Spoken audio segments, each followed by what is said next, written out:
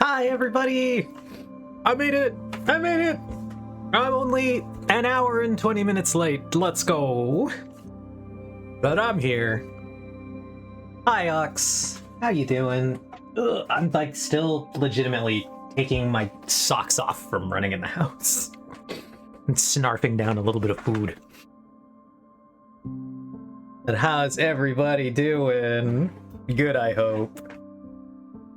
Ugh. It has been an adventure of a day today. Like I said, sorry I was late. I ended up staying. Somehow, Eve returned. Truly the best thing about the new Star Wars movies. My favorite thing about them. But yeah, I ended up staying a little bit longer than I expected to... Okay, so I'll start with today. I had the last of the pre-Rift events for this weekend. We had 2 yesterday, we had 1 today. These are little Rift-bound tournaments that last a couple hours. Started at noon, supposed to end at 5. Ended about 4:50 for me. Which, for those of you not on the West Coast, that was approximately an hour and a half ago that it ended. So, I knew I was going to be late. So I posted my original... Oh, and, okay, exciting. Let me, hold on. Now that Ox has pointed it out. Hello, Joseph. Hello, Joe. How you doing? Thanks for the 3-stream streak. Yeah, for whatever reason, those do not post in Firebot. I have to tab over to my Twitch tab, which is hidden behind my OBS and my Firebot, because they just don't show up. And I'm not cool, I don't have a third monitor that I could put it on somewhere, above me. I'm sorry, I'm not a power user. But yeah, so the tournament ended about an hour and a half ago. I knew I was gonna be late, so I posted the message I'd be here around 6. So I decided to stay till about 5:30 and then head home, and I would have made it on time. One of the players who was there was a player who rarely gets to show up. He's a father of a young child, so he obviously can't show up to play Riftbound very much. He was there, really good guy. He is the Ox. He is the one who works for Riot and gave me the very nice buff card, actually. And so, since I don't get to see him very often, I decided to stay to play some games with him, because he was really excited to play. This was his day off, where his wife was like, I'll watch our child, you go out, have fun. And so he had extra time to stay and play. And so I was like, yeah, I'll stay and play with you. So it was really just us two left after the event, just playing games and talking and having a really good time. And so I wanted to stay and do that. And that is ultimately what led me to be extra late, was that I didn't actually leave until when I posted that other message. Because I was staying and talking to someone that I only got to see probably once every month or 2, because he really doesn't get to come out as often. And yeah, so we were playing, we're having fun, talking. It was a great time. Ultimately, in the Riftbound tournament, and I'm gonna get into the game right now. Ultimately, I placed in the top 8, which meant I went 2-2, and I placed top 8, which got me 2 Riftbound packs from the new set. Ooh, very exciting. So now I have a bunch of the new cards, which are very fun. Not technically officially released yet, because this was like the pre-release event. Nothing that I've super wanted yet, but we're gonna try to trade for it. We're gonna work on it, getting the things we want by the barter system. So I'm in the phase of the Riftbound collecting. A pre-release event for Riftbound? A pre-rift? It is what it's called, Ox. You nailed it, dead on. It's so cool that you work for, or like that you come up with great ideas that Riot then steals. That's super awesome, actually. So yeah, I'm at the phase of playing the new set where I am attempting to accumulate cards of good trade value from people to later trade for things I would like to play or want to get. So my best cards so far truly are probably these two. I have accumulated 2 of the LeBlanc signature spell. And let's take a fun little detour really quick to look at the horrible, horrible pre-release prices. Because I actually just want to find out what this looks like live alongside you, chat. So we're going to take ourselves to TCG Player. And I truly want to look up, what do any of these cards I've opened cost? The caveat here, pre-release prices, deranged, and they're fake. So, never buy anything in pre-release week, because, like, this card is selling for $30 for these things. I don't suspect that these 2 cards will maintain a $30 price tag, but they currently do, so that's funny. Yeah, and you're still waiting for them to print your Battlefield ideas. I know that they're gonna make it in one of the future sets, I believe. This is our biggest tradable card so far, I think, for certain people. This is the Ivern signature unit, Daisy.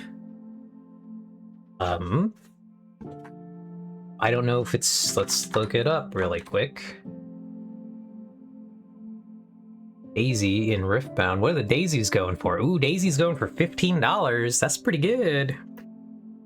For a card we truly do not care about.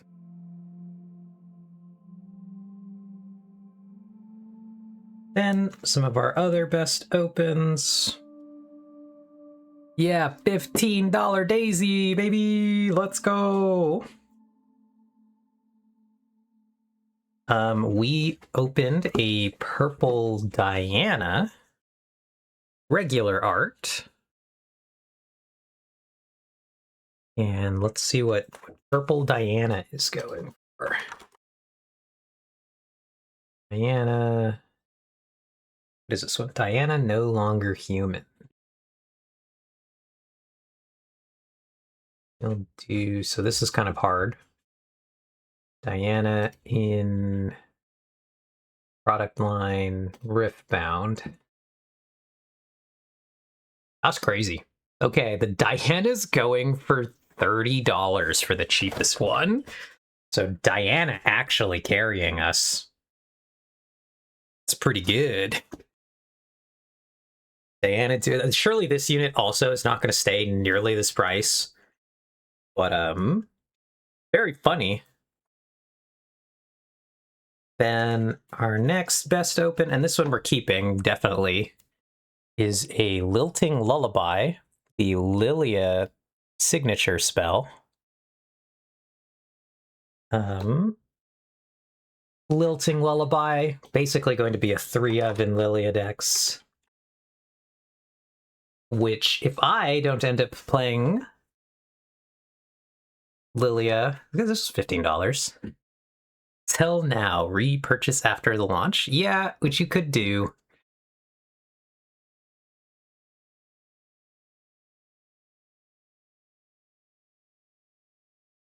I know that there are definitely a lot of people who do that. Just try to buy to resell. I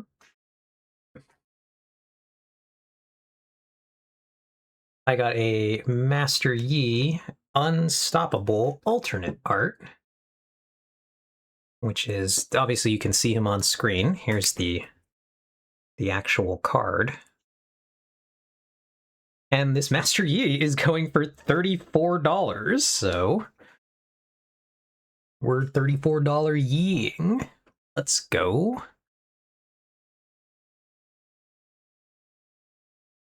God's most horrible little guy. He really is. How much Master Yi do you have on that character? I have, like, no mastery on that character. I'm not gonna lie. Oh, I'll play Yi. I got a Kha'Zix alt art. Which one are you? Kha'Zix Evolving Hunter alternate. That is this guy.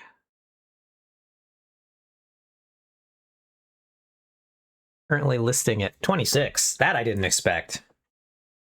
That guy surely, he's going to be a $5 card. My money says $5 card. I will try to trade him for stuff, but he's not gonna stay that price. I will be shocked if he does. Okay, here we go. Let's look at a cheap card. Surely. So I have opened this card, Gutter Palace. Gutter Palace is going to be dirt cheap. This card is going to have no value because, like, we've been looking at these pre-sale prices and they're all, like, ridiculously inflated. I think the cheapest card we've looked at is $15 for cards I think are bad on some of them. $30 on one that I actually genuinely think is terrible. And now we're going to look at a card, and I just want to find out what this thing's going to... It's already selling for $3. Even in the pre-sale price, Gutter Palace is only selling for $3.98, so $4 basically. Incredibly funny. So I think Gutter Palace, right to the dumpster. This is a card that nobody's going to want to try to play. Objectively, I think it's bad, actually. And the final two cards I want to look up, so I want to look up two Jins. They were not kidding. It is a Gutter Palace. It sure is. Let's look up in Riftbound. Let's just search for Jin, because we are going to have two Jins to look at here. The Jins aren't very expensive, which is kind of what I expected.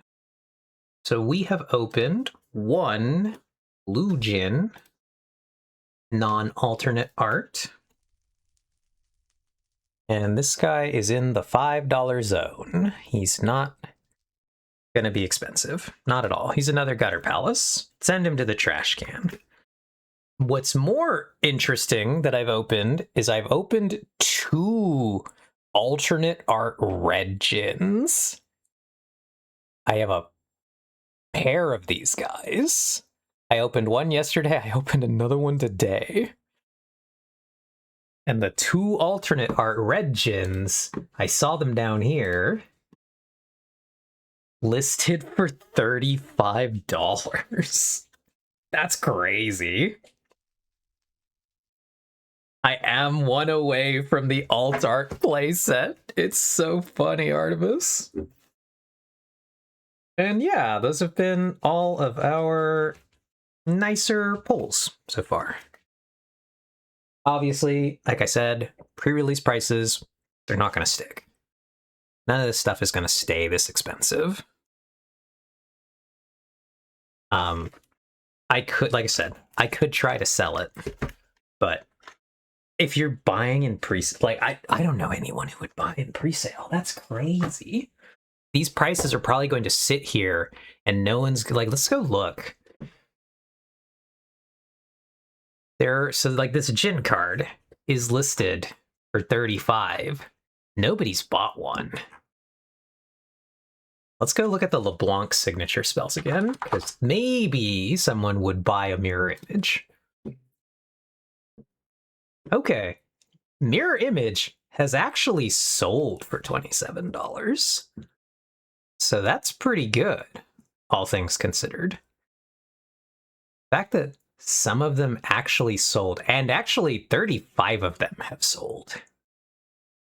So like, people are buying mirror images. This card will actually retain some degree of value because people think it's worth $30. And I have 2 of them already. One of them I opened. One of them I traded for today. Where I traded 3 red Rengars for 1 mirror image. And the Rengars are the Rengars selling. 1 Rengar has sold. I don't think this card is going to retain its value. And I also traded 1 Otacon. Which, god damn, how am I going to spell this? I don't even know how to spell this. Oh, there it is. Otacon.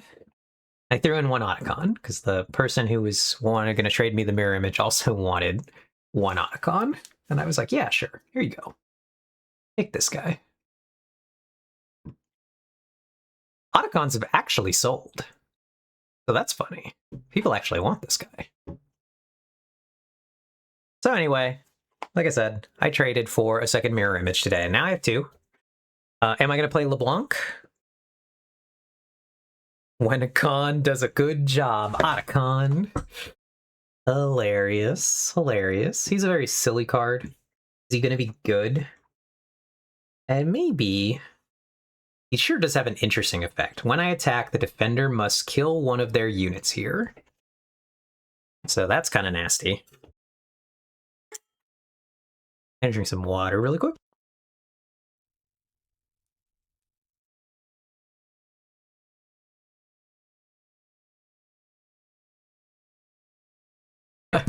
Oh, that's terrible.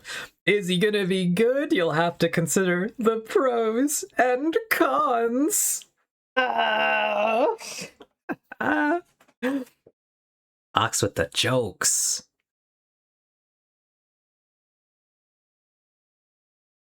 But yeah, so far, cards are all going to be crazy prices.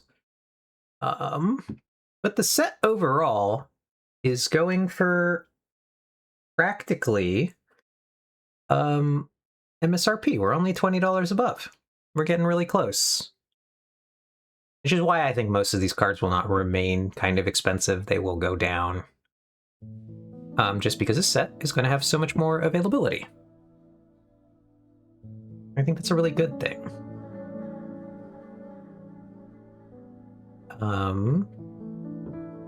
But yeah, so obviously, spoiler alert, friends, don't buy anything in a pre-sale in a TCG. Pre-sale prices, absolutely unbelievably crazy. Look at this Elder Dragon, this guy.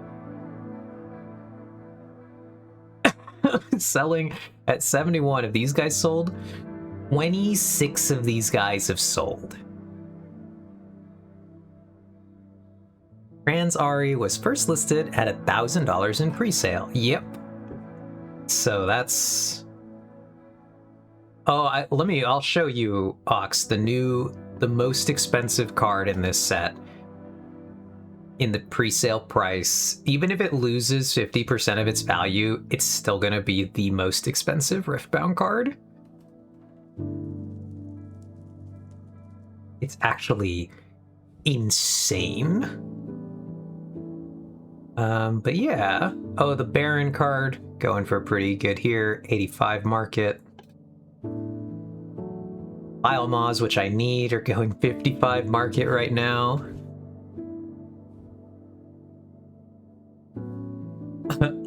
I like being able to afford the cards I actually want. How dare you want to play the game? Sorry, I will atone for my sins.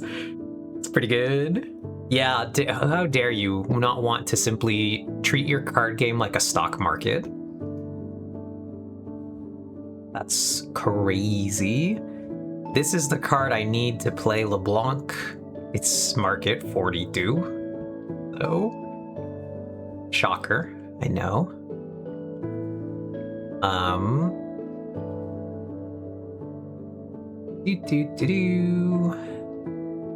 See anything else sticking out at like a crazy price point? The Vex alternate art is going for 39 market. That's cool. Good for Vex. Anything on this page? Nothing here looks too crazy. Oh, here's the Elder Dragon alt art. Market price of 140 on that dragon. That's disgusting.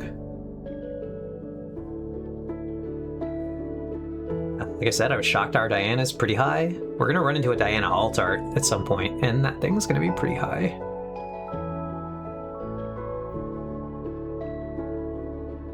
The Rift Herald's pretty high. The Red Brambleback, pretty high. There's the other Diana. And we do see our very first overnumber card here. 275 for Diana, Scorn of the Moon. I'd love to open that card. I would never buy that. That's crazy. This Baron, $200. Have we sold any Baron alt arts? I want to know. Please no. Tell me they have not sold any. One total sold. One person bought this thing for $199. That's crazy. Particularly because now they're listed for $129. I don't think this card is going to retain this value at all. I think this is going to go drastically down. What is it called in the stock market where you bet on something losing money? That's shorting, correct? I would like to short my Baron stocks because that thing's not going to stay that price. Not even 129. It's not going to keep that. I saw a friend open this card today. The LeBlanc Deceiver overnumber. This card looks really cool in person. It's a good one. So, banger right there. The Artemis, it was Wyman. Wyman opened this. Very cool. Which one were you wanting to show me that would be the most expensive? Yeah, we're getting there. Surely it's going to be near the tail end. Because it's fucked up and evil. The price on that thing. The Vex that I'd like to get is going for 189. That means it is a popular overnumber. Because it's going for a pretty good price.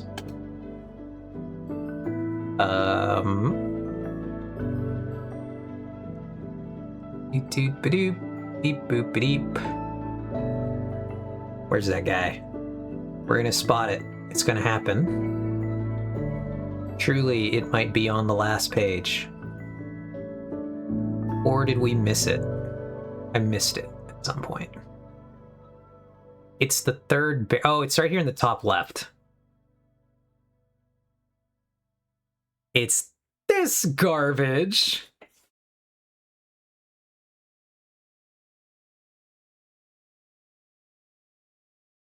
None of these are going to sell. This price is demented.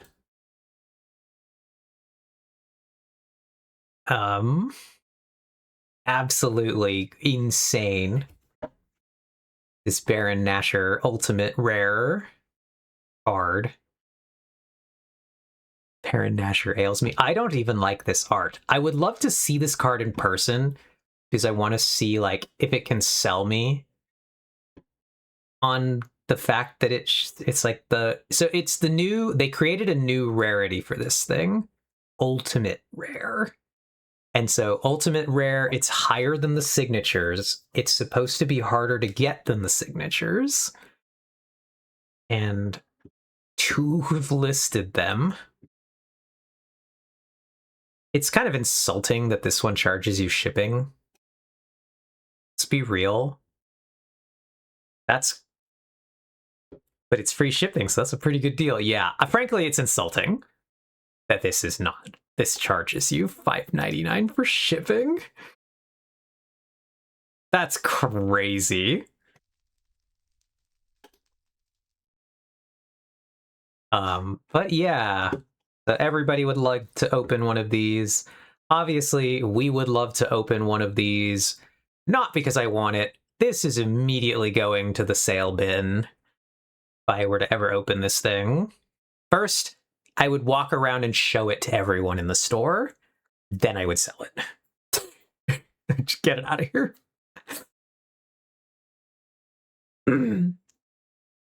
Yeah, honestly, if I'm paying more than $100 for something, let me have the free shipping, dude, especially on a piece of cardboard. I agree! Hi, can I trade this for all the cards in the store? Yeah, this is a bonkers. This should not be this much. But I do expect this to at least chop in half, if not 2/3 of this price down. I do think that this will become the most expensive card in Riftbound. Title that I believe is previously held by our trans Ari Inquisitive Overnumber Signature will be the one. So we're gonna search Ari's in Riftbound. We're gonna try to find which thing sticks out as the most expensive. Here it is. None of them have sold on TCG Player for this price.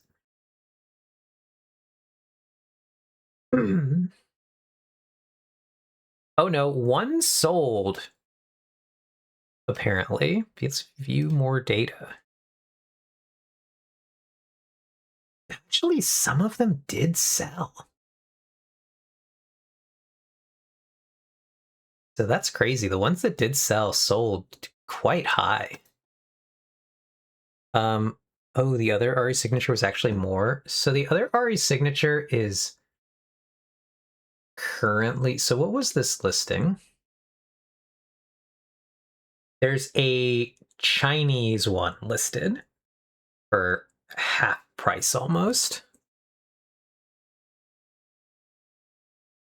And over here, yeah, so the other Ari signatures are comparable price.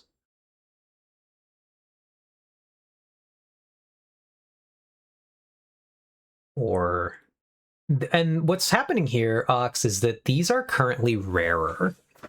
Because the Origins reprint has not arrived yet, this card is currently rarer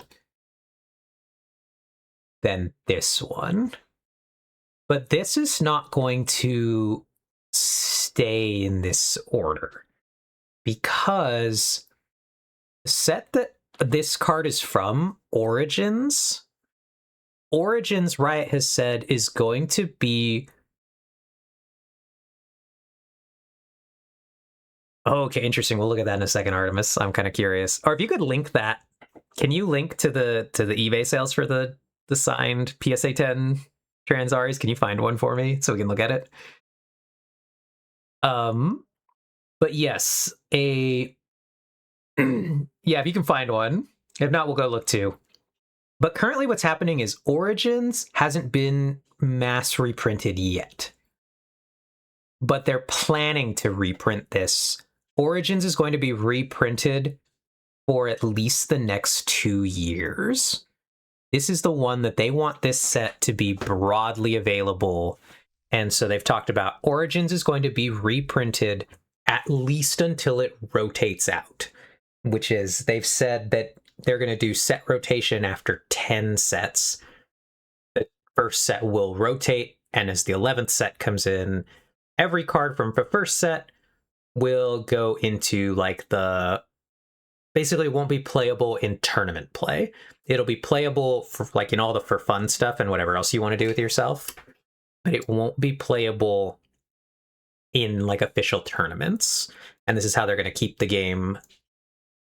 You really run into two types of card games with eternal formats, which are actually only Yu-Gi-Oh! Yu-Gi-Oh! Is the only eternal format card game. Everyone else does set rotations because they're like, God, no, don't try to do what Yu-Gi-Oh's doing. Where there are Yu-Gi-Oh! Cards that are from the original print run that are still played to this day. Interesting. Are there foundational cards in set 1 that you can't really play without? Yes. And so that's what's happening, Ox. Set 1 includes so many baseline important cards that they want to print that set the whole time that it'll be legal. It's the launch set. It's the good... Okay. Put it in Discord because Twitch told me it was too big and IDK had to shorten links. Yeah. Sounds good. I'll go to the Discord. We will go looky. Click on this link. Hopefully Artemis is not blasting us. Yeah, okay.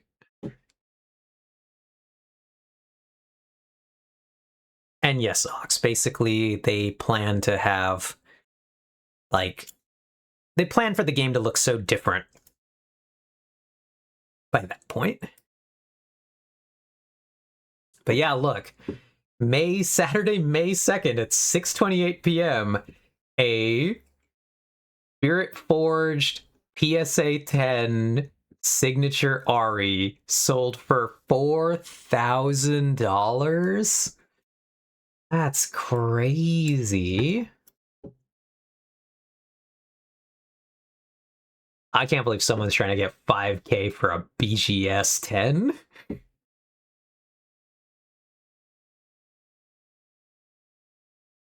But yeah, that's funny. Okay, let's see what the Ari Inquisitive PSA 10s. What are we doing for? Like week rating, over number. Yeah, okay.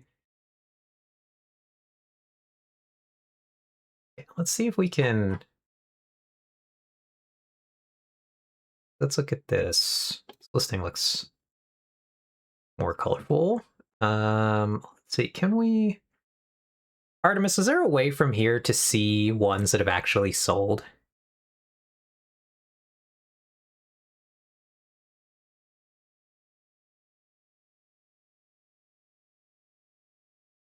I know you can kind of look at, like,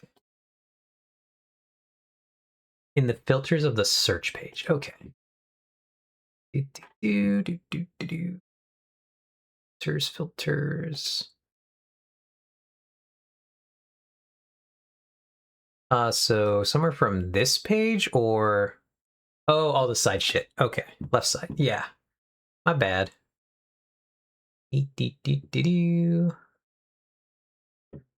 Show only... Is it the showing completed items?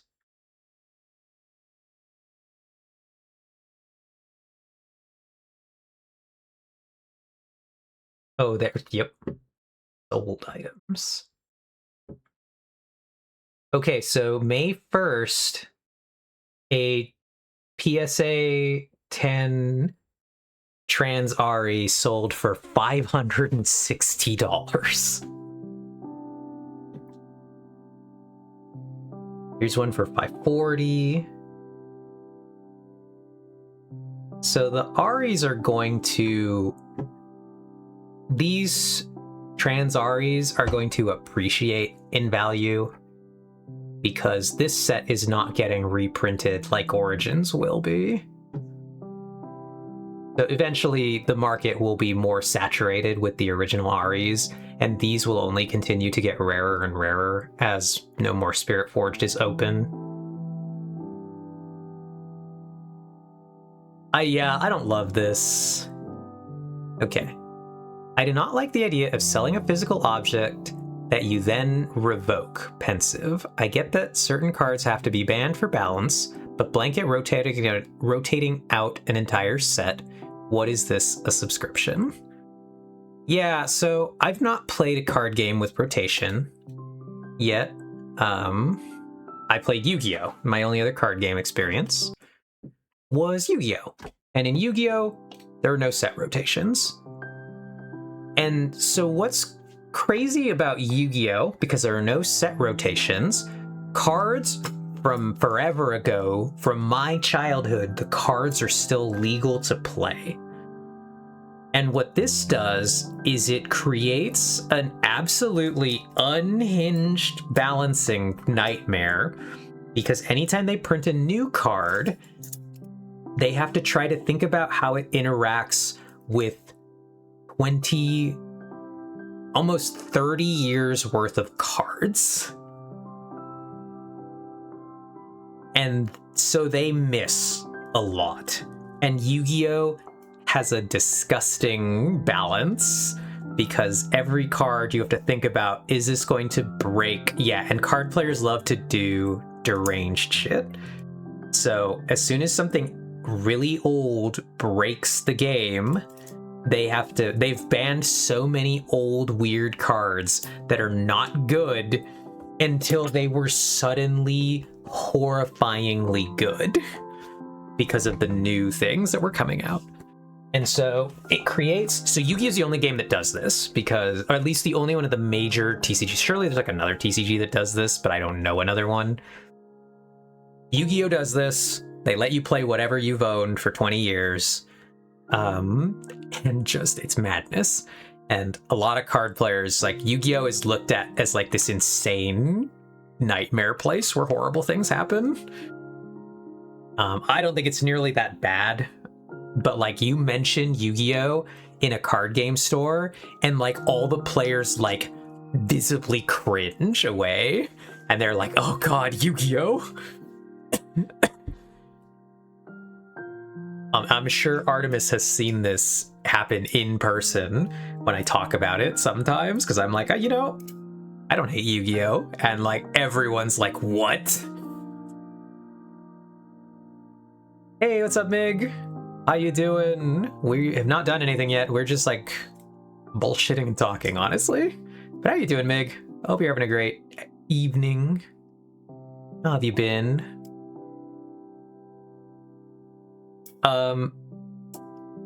Oh yes, because it's the only other card game I played when people ask me. Yeah. And so you see it, Artemis. You see the reaction. So they're gonna do set rotation for Riftbound. And they're going to rotate it at set 10. When 11 comes out, number 1 will go into what's called, I don't know what it's going to be called for Riftbound, but it'll probably be something called like Legacy. And Legacy format will be a non-tournament format that people can just play for fun, but it won't be tournament legal anymore. And that's what happens. Yeah, maybe it could be Legends will be the name of the mode. But it'll be something. So the cards will still be playable in the other formats, but if you want to go to tournaments, you will not be, you will not be playing them at the regionals. I assume the rotating was just to keep the like regionals fresh. Yeah, and so I think it's a big balancing thing. What are we? Some kind of League of the Disney kind of Legends? And then Mig, I'm good. Stressing about an exam, but otherwise I'm good. Well, I'm glad you're good. I'm not glad you're stressing about an exam. I hope you do well. What kind of exam and when is it? Because I know you are in college for something. I don't actually know what you might have said, and I've never caught it. But I hope you do good. We're rooting for you, Mig. I believe. Procedural programming, and it's tomorrow. Okay. Good luck. What does one do? I need the exam to pass the class. Got it. We're rooting for you. We will all be cheering for you. What does one do in procedural programming? Perhaps Ox already knows what one does in procedural programming.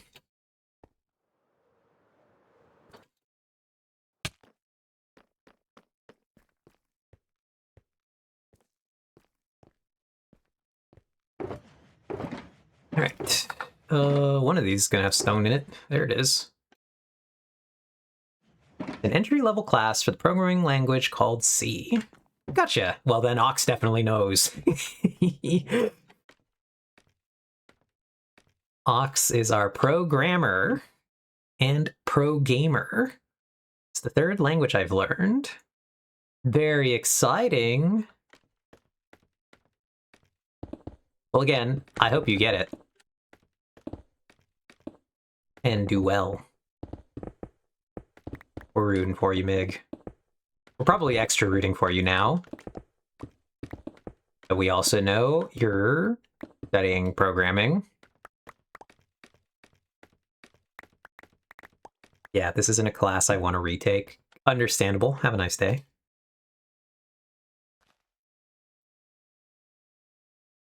Let's order them that way. We have our fair share of programmers in my chat.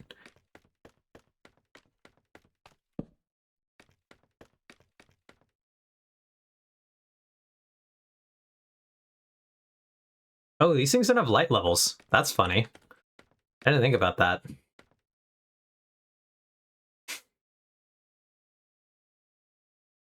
Everyone hates C. The ones who aren't are the nerds among the nerds. It's me. I'm the nerds among the nerds. Oh, okay, Mig. Your major is game design. That's fun. I understand now why you have to take this class.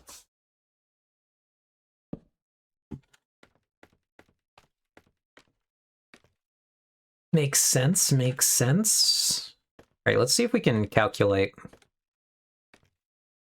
Again, because we can't see light levels, that's my cheating way of... So 1, 2, 3, 4, 5, 6. 1, 2, 3, 4, 5, 6. Okay, so this is the center row. And that means that somewhere around here? No. Can we see through? Obviously, no. The center is going to be, like, in between these two. Oh, there's no center. Let's see. Okay. I don't mind it. I've learned to write Java and Python, so I was able to manage right off the bat. It's not good at any of these languages. Oh, I'm not good at any of these languages, but I can technically write them. That's fun, though.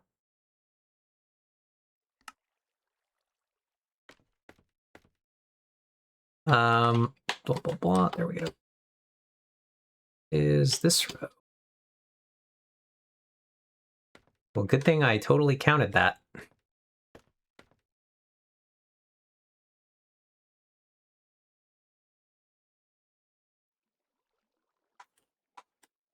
Surely.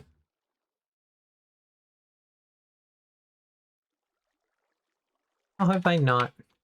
Do I have to constantly shift?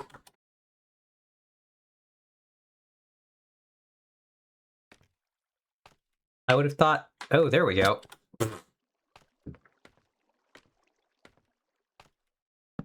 There we go. You just have light levels turned off? Narrow they're on, Ox. Is it helping me with this task? No. They're on, though. Where is this fucker at? There we go.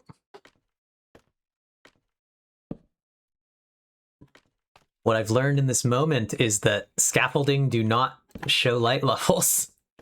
That does. This doesn't. Either way, by this time tomorrow, I'll be done. And by sometime around the 6th, I should know what I made. Well, actually, probably around the 8th. Oh, gotcha. Well, again, we're wishing you luck here. Believe in you, Mig. You can do it. I was gonna say, what the hell was that noise? But it was a horse. You got this, Mig.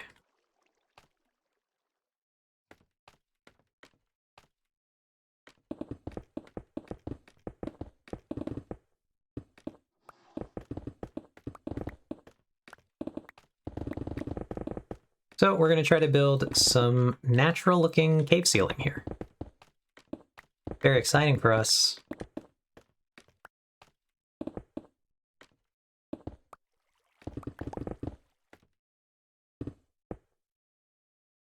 I was wondering if they were just missing from the scaffolding because they were turned off. Yeah.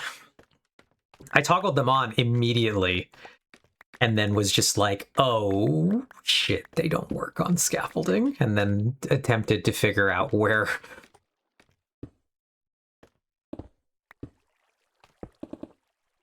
What if you used a happy guest? I could. I mean, probably saner than what I'm currently doing with this colossal scaffolding.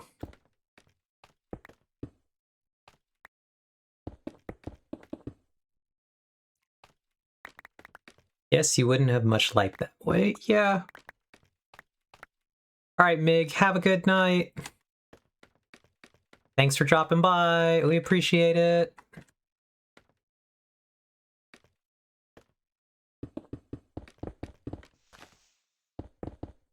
And good luck on your test again.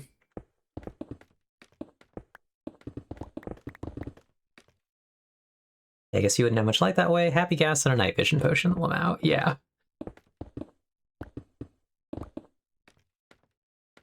Is there a good place? No, I guess I would just have to go get a happy gas if I wanted one, right, Ox? Let's just, like, go roam the nether.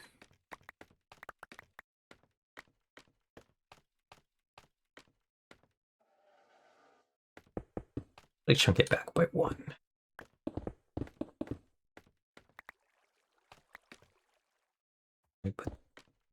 It's gonna better, I think. Yeah, I haven't built the gas farm yet. Yep. Again, you really need to build the gas farm? Are we like gassed enjoyers? There are a lot of gassed demand.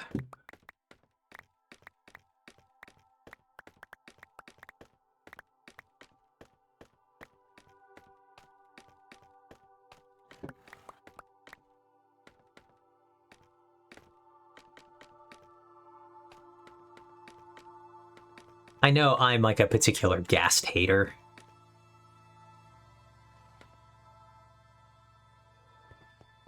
So like I'm a bad person to ask.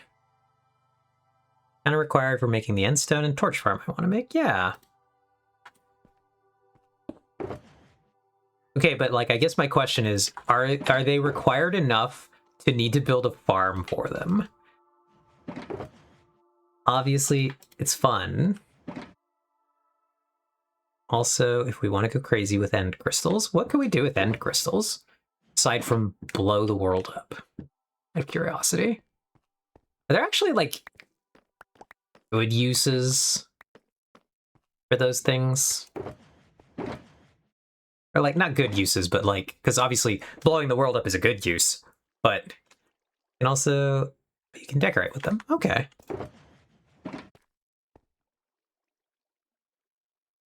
They look good in the Nether hub. They'd look good in the Nether hub. Oh, okay. I could see that. Knowing what I know about how they look, I understand. I believe it. Let's go on a field trip then, because we don't really have anything we're trying to do today. But I think this sounds a little bit like a fun adventure. Actually, let's go deal with this problem first.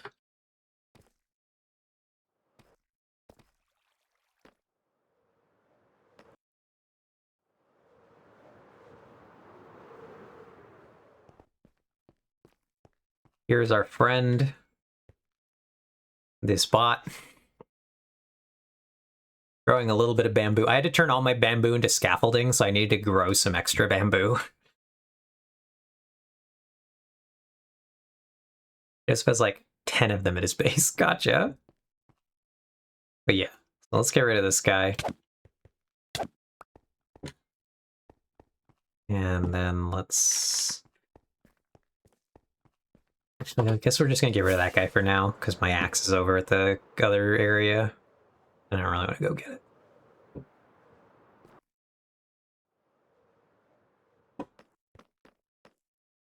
Oh, the sword can cut down the bamboo? Okay. Well, that's fun. Fun for us. Get in there.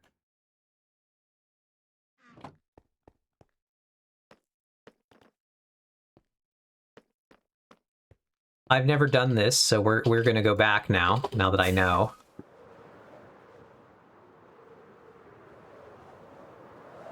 Swords cut bamboo. Oh! Nice, nice. Excellent. Love that for us.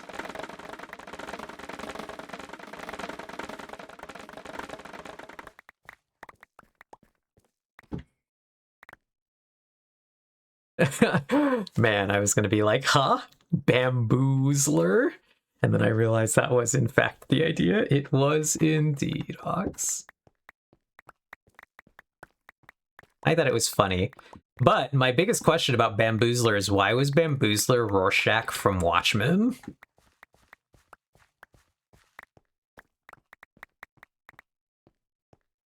That's actually my most important question about Bamboozler.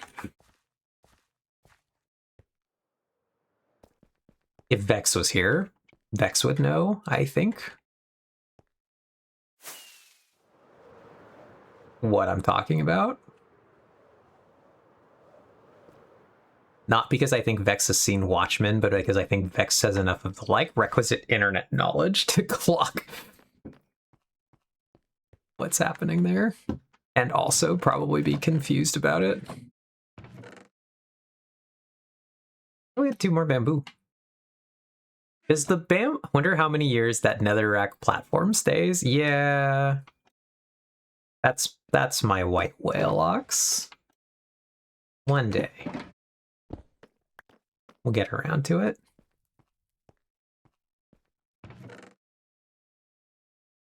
But does the bamboo farm... It's looking pretty red to me. Does the bamboo farm make bamboo the stick? Not bamboos the blocks? If I just needed like a shulker of bamboo the plant, I can get that at the bamboo farm, right? And then Ox is indeed talking about this netherrack platform. This is one of the older features of my base, where I had originally planned to build another greenhouse up here, which I will do one day. It actually probably it won't be here. It's going to move at least more this way to be centered like here now. Your best bet would be to stand where you'll pick up bamboo from the water stream. Okay. So it doesn't really like have a toggle to spit it out for you. You'd have to stand somewhere and collect it.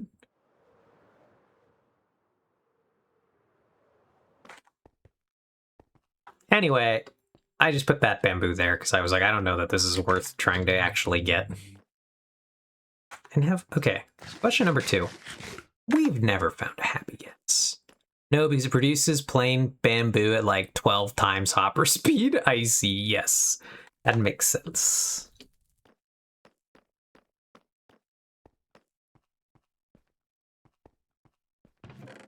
If I had found a happy gas, it would be in here. It's not, so I've never found one.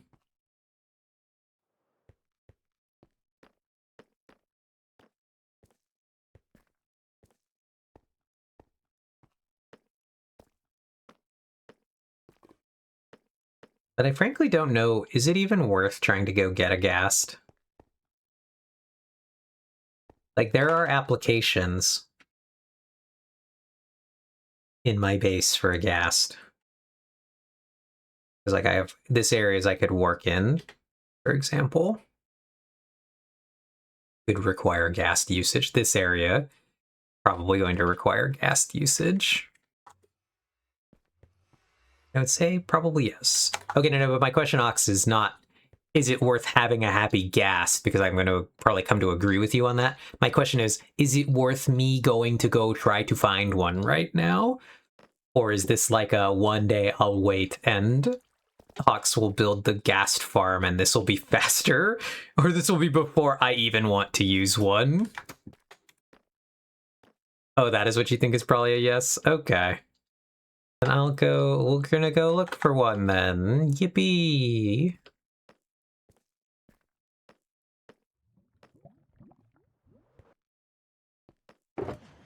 Grab some more rockets. We might need more rockets. Because the gas farm is gonna be an absolute pain in the ass to make. Lamau. Okay. Whee!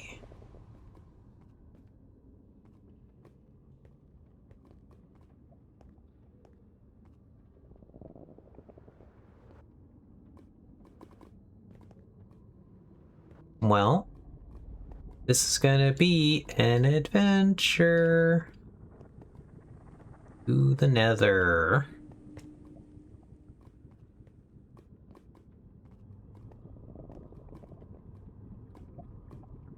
Now, our problem is, do we know... So, Ox, do you know this by chance? Will I have to generate new terrain to find one? Or... Because if I have to generate like a little bit of new... I can either obtain 8 ghast here, find a dried ghast in a new Solgen Sand Valley biome. Okay. Huh. Okay.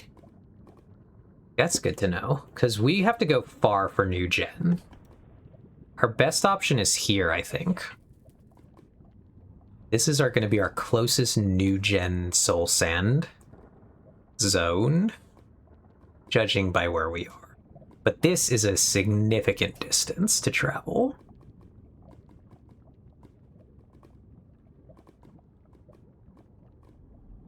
Is there literally like anywhere that it would be closer from within the tunnel systems? Probably not, right?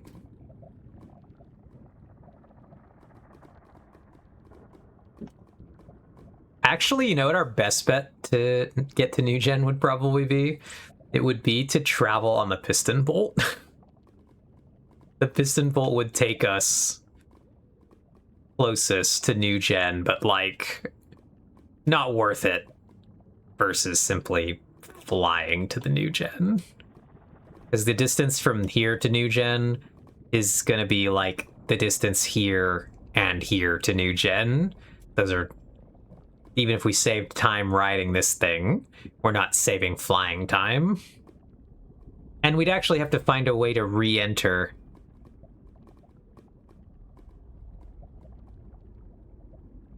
This may be new enough, actually. Yeah, so what we're going to do, we're going to actually... But the west tunnel might be new enough. Okay, what we're going to do, we're going to go back. Before we set out on this journey, we are actually going to go look at gas tiers. We are going to check. What do I have for gas tiers? This is an item I may actually have some amount of. The West Tunnel might be new enough. We'll set out from the West Tunnel then. Fuck it, we ball.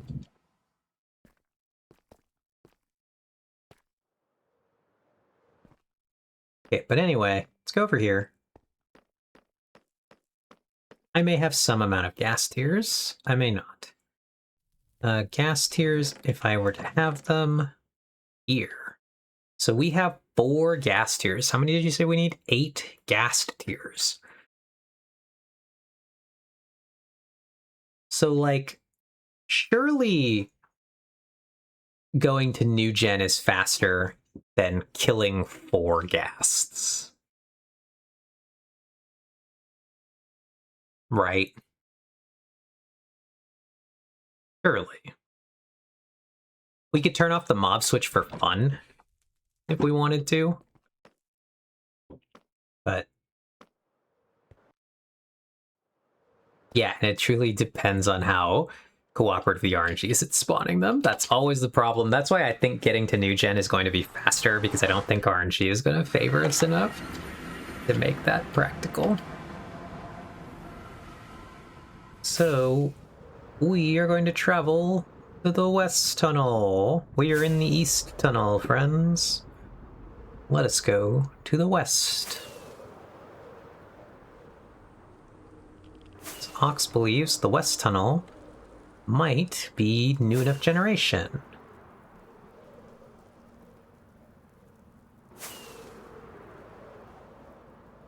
Whee!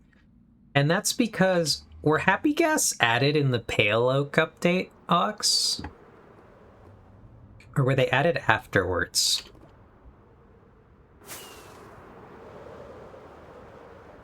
Because I know we built the rest of this tunnel. No, but they were added in 1.21.6, so it's been a bit. Yeah, so what I was going to say is I know we added the end of this tunnel because we wanted to reach the Paranormal Research Society. Yippee! And so, Paranormal Research is quite far.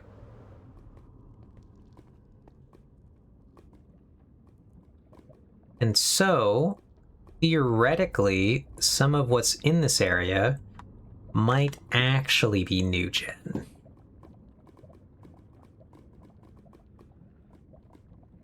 I believe that's the theory here of what we might be able to encounter.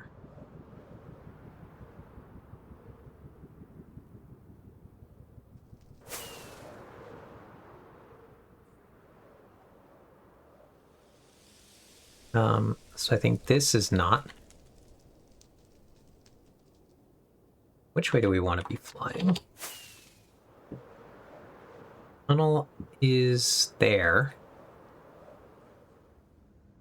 Right, gas generate near the big fossils. So we basically want to be flying straight that way. See if we can find. Yeah, and so I did know that box about where they would generate. We kind of want to vaguely go this direction in the hope of finding newer generated soul sand valleys, I think. Let's actually check where we are based on this map. See, I'm unclear if we're going to find new gen out this way. Oh, dried gas can be bartered. Ooh, we gotta add a filter to the barter farm for them. That would be probably our best way of dried gassing then. Because if they can be bartered, we do have a lot of barter capacity.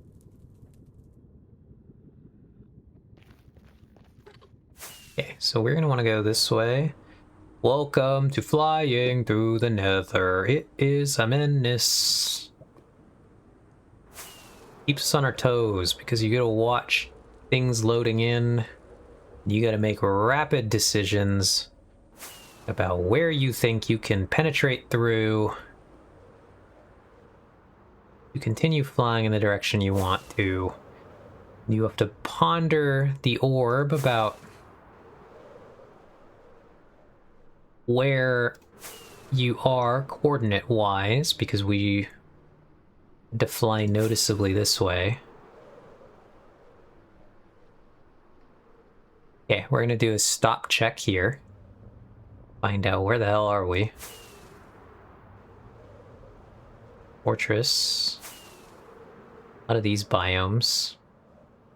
Alright, yeah, we're gonna land here. See where we've come. So we've gotten... we're not too far off course.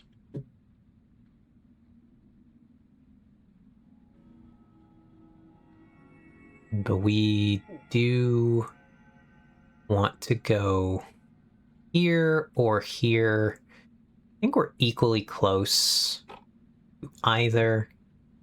And I think we want to go to the right just because we have better chance of actually... this looks like it's going to be more generation than over here, where we'll be closing off like a tiny section of it. So we're going to kind of trend more to that direction. This way. Okay, but like now, here we come into the problem sections. How the hell do we get there? Is there any way we can continue to fly in that direction without being giga-trapped in by the nether? Low and dangerously over the lava lakes, would seem.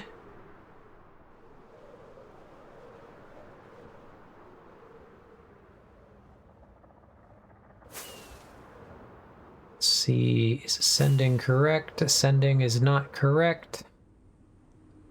We're going to want to drop down again to above lava level here and see if we can't find a path through the nether.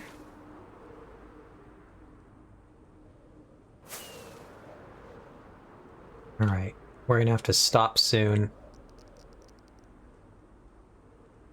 to recalibrate. It's a fortress here. Where are we now? Oh, we're really close. We came incredibly close to where we want to be. So, I did a decent job keeping track of where we were going. That means that we still need to go yet. I don't even know what I hit right there. Kind of impressed. Somewhere in this direction. And we're starting to see it. Some soul sand. And look, there it is. We did it. We have found our wild little ghast.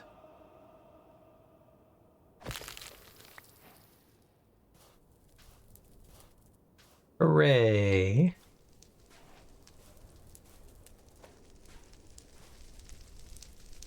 So let's see. We barely had to enter a new bit to find this. We are just off the edge of the previously generated terrain.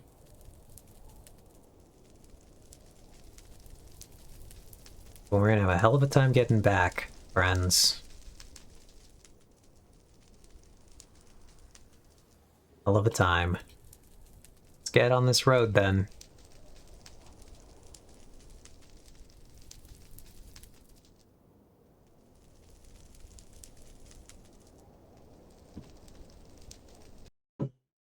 Because, like, I mean, conceptually we can kind of attempt to follow our old trajectory back, but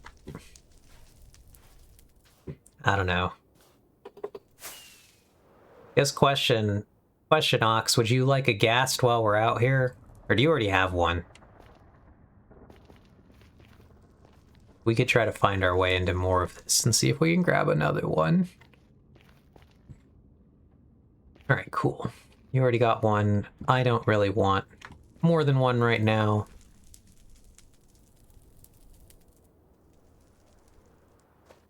So we're going to head on home.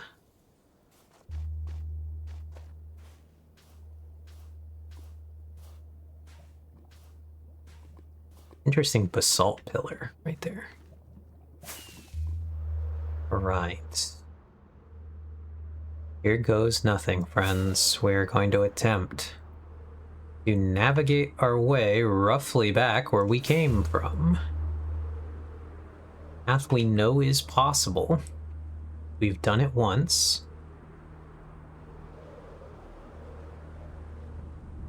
We're trending a little too towards new. This isn't looking great. It's not looking bad yet. We're trending, we're drifting. I don't like how boxed in we're getting here. Can we find the lava lake? Lava level is decent for traveling sometimes, but not here.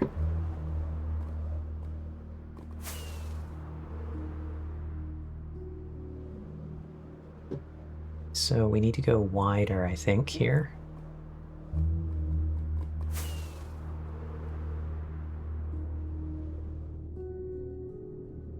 Maybe this is actually the place we need to be. It seems like we somewhere got through here, but...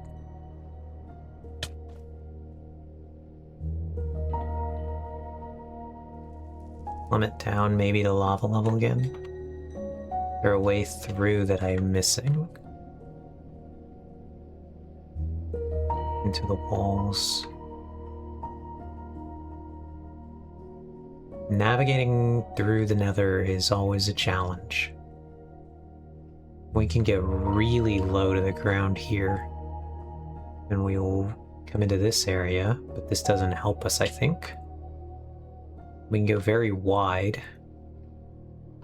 and then we hit over here, but this doesn't seem to help us either. Basalt Delta, and we're really off target now. So somehow we gotta get through this wall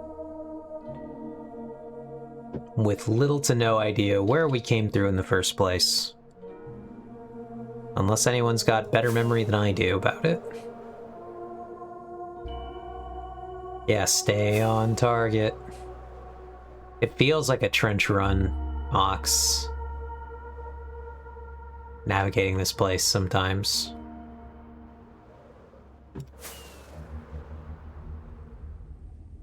Because we just don't really have a great clue of where we came through.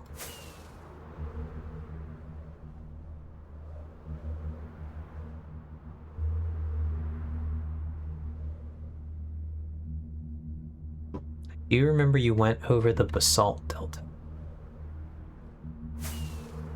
Question is, what Basalt Delta? So, like, ultimately we cleaved a kind of straight path here, but we didn't generate much of this Basalt Delta. So we came over one Basalt Delta. This one we definitely got through. But from here... I know we overshot when our correction, we landed... I think we flew through here, didn't we? We flew through... somewhere. So we're gonna try to see if we can find a path through this area again. I know that's kind of where we started this attempt. Oh god, which way are we going? Ah. Navigating in this place, truly a menace. That fortress you discovered is ideal for farming, is it? How so, Ox? Ooh, this is too low. Oh no, maybe it's correct though.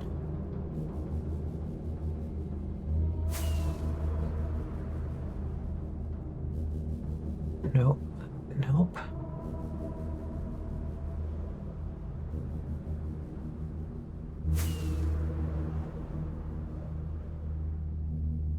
Okay, we're gonna land here. And we're gonna see if we can't catch a pathway that takes us through.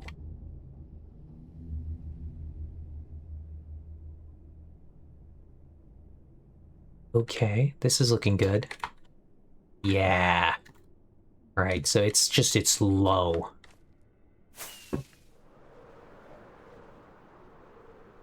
How do I get down to the lava level again? Oh god. Turned the wrong way here. So we're approaching here. How do we get down the lava level from here? That's the question. We need to get up to this lava lake, which is accessible through the forest. Shit, I didn't toggle back in. Oh, we're real lost in the sauce now.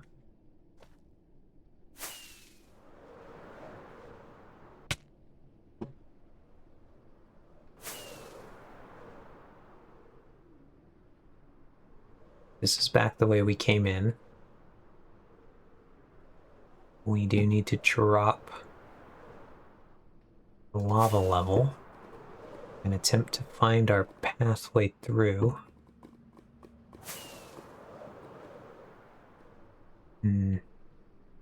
This is tough.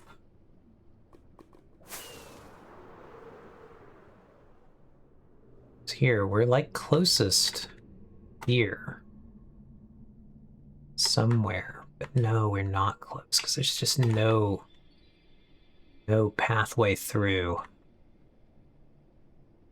Lava level we want to get to is here.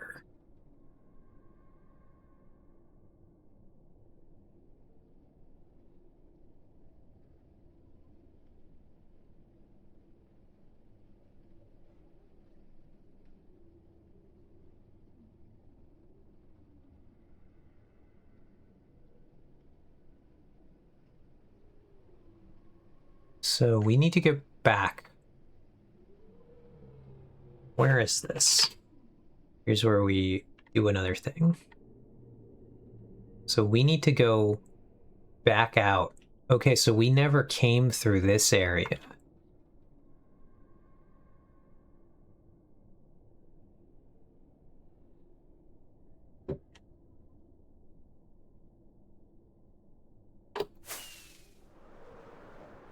Need to escape this. This was actually just a trap.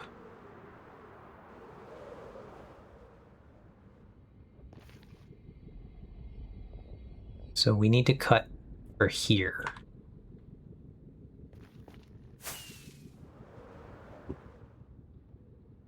Okay. I've disoriented myself. It's definitely the wrong way.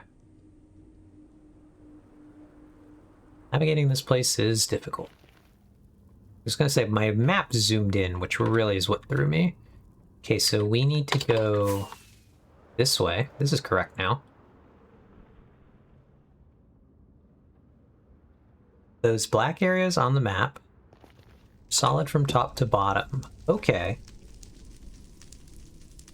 So we're really looking, though, Ox.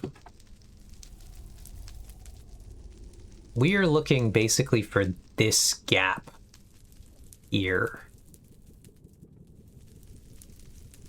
This gap penetrates through the area we need to go through.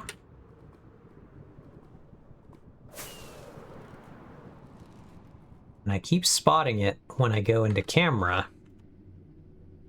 but it's like a narrow gap that we're trying to find. that takes us through to where we want to be.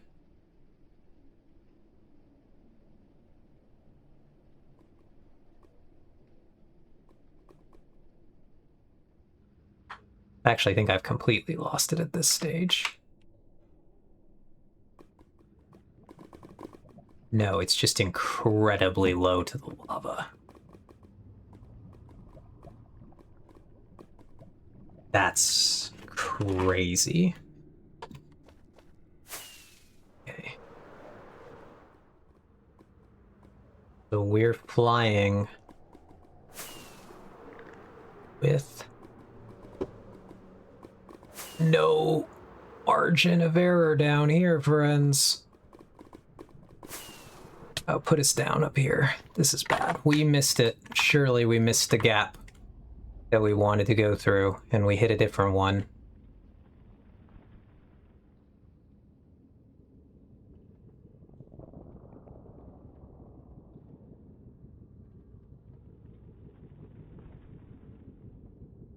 Yeah, we're gonna take a moment here to do some re-equipping. Restock, re-equip. So we're gonna need it.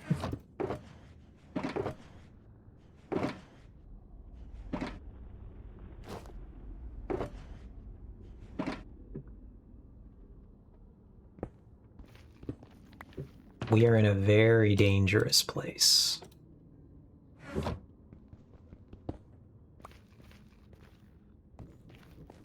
How did we actually land here?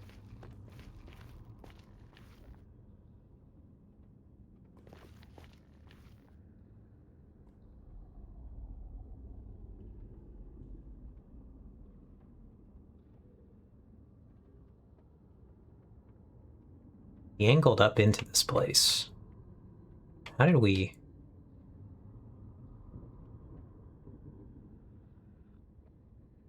It's an incredibly narrow gap. Interesting.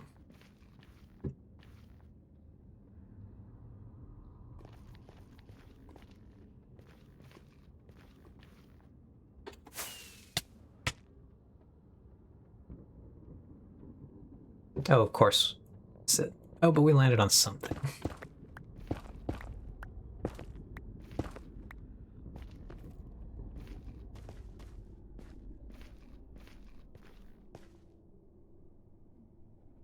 Oh, here goes nothing. Yet again, once more. Into the gap.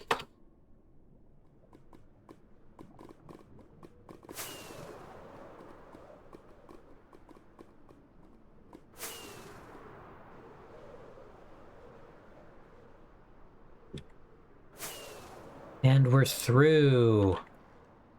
We did it.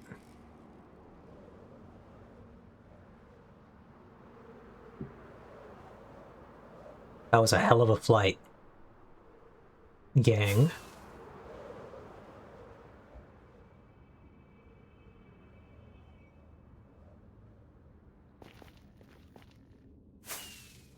Hell of a flight. I don't envy doing that again.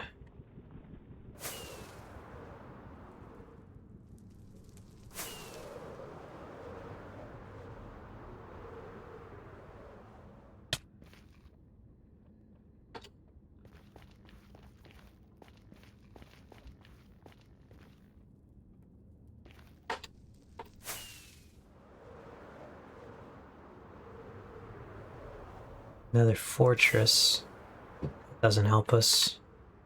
We want to get into this basalt delta. We're here.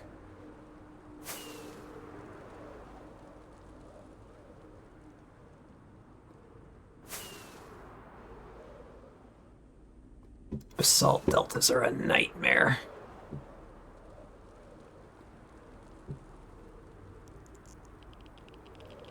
Problem with trying to fly through basalt deltas is that you can't land on anything in these things. They're hideous. Going into a fortress, that doesn't help us.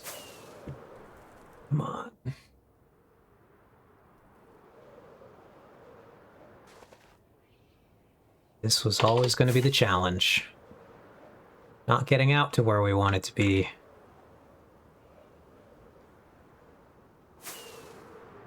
Getting back home.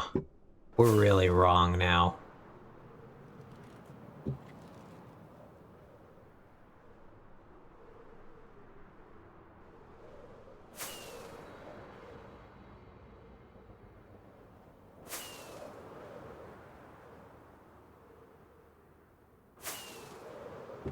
Need to find a way through this basalt. Okay, we made it through. Look at that. We are conceptually very close to being back home. Hopefully, we're on the right track. We're at a fortress now. Very close, very close. And there's the tunnel. Now, we simply must find a place to enter the tunnel.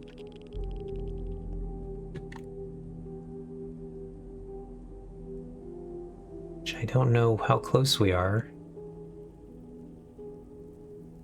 Well, I guess actually, paranormal...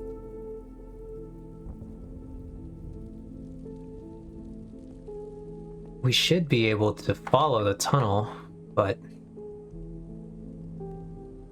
The question is, how narrow of a space does the tunnel run through in these areas?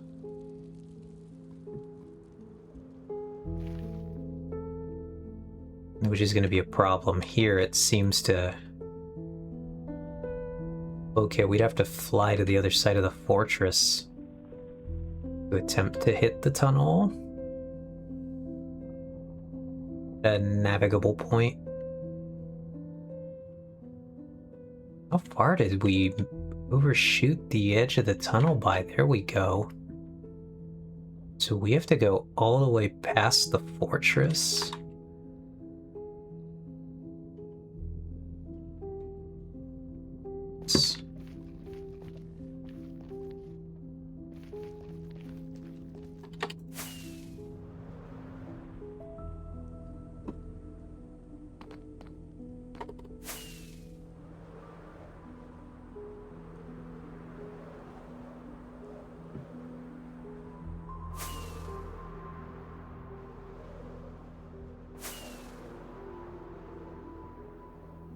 And I believe we're here somewhere.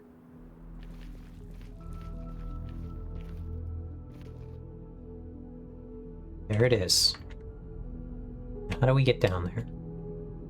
Drop onto the tunnel. And we glide down. Well, we botch and we land on the tunnel. Now we drop down. Alright. Let's never do that again. That was stressful.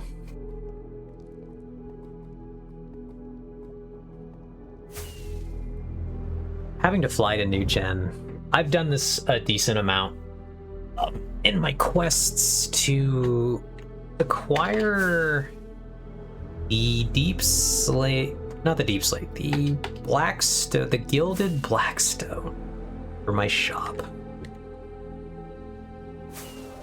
But I am much more familiar with the generation out my way, having gone through it a bunch.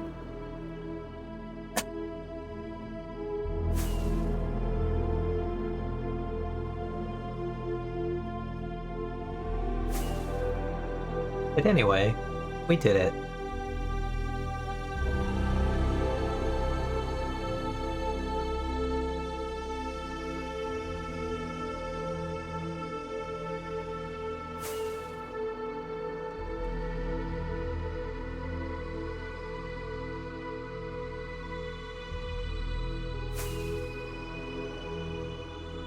Hooray! We have a gas now.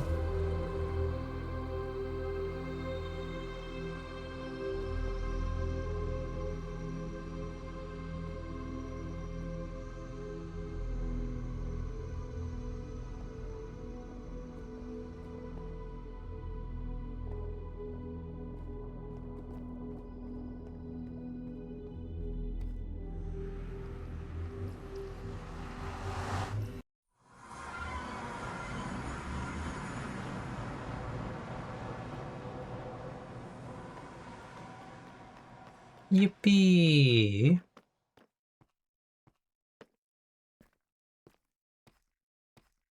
Okay. So guests, we gotta put this thing in some water, correct? How this works?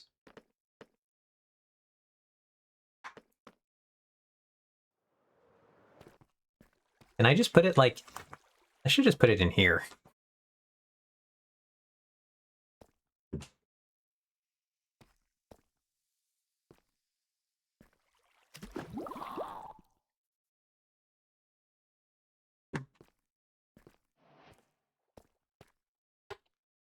Ooh, okay. I'm gonna go over here.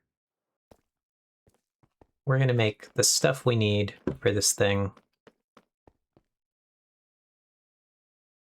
Harnesses, we need glass, wool, and leather. We need a lead, and we need a fence post. So, we have the fence.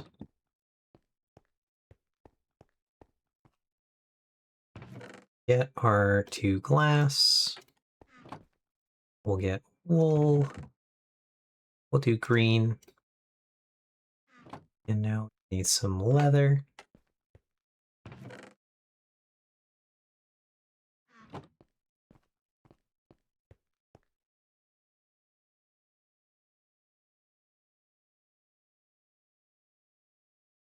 And then we need a lead. What is a lead made out of? String. No.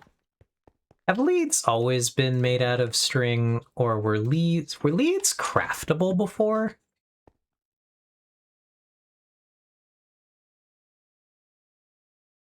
When did those get made craftable? Lead used to require string and slime ball. Interesting. I'm very curious where they thought the slime was in that. We're going to put most of these with our animal equipment. Sticky to trap the mob. Oh, interesting.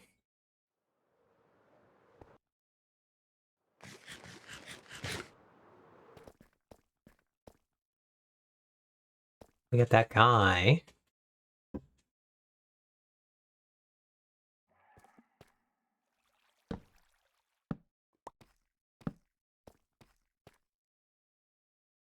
Doing a thing. How close do we need to be to this for it to count? Did I just put a bot here? Or should I, like, go dig a hole, actually, and stick it in, like, a puddle of water over here? I don't really want to do it over here, because I don't want it to fly up there.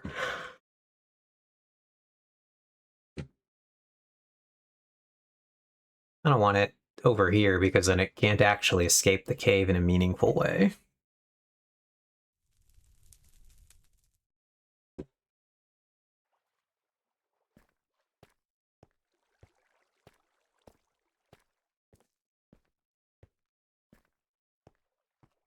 Yeah.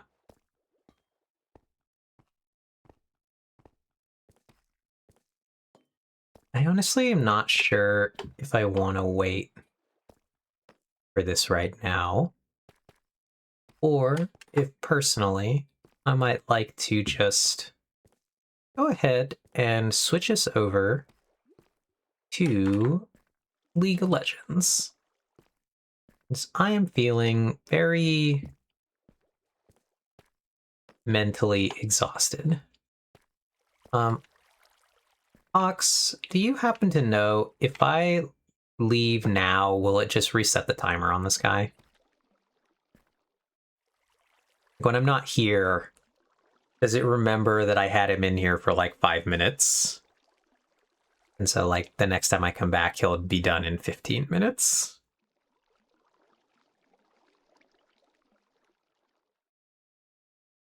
Won't reset the timer. Okay. Yeah.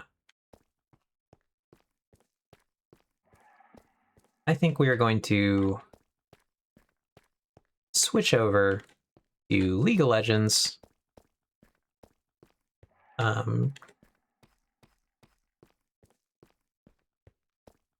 Just because, honestly, I'm feeling really...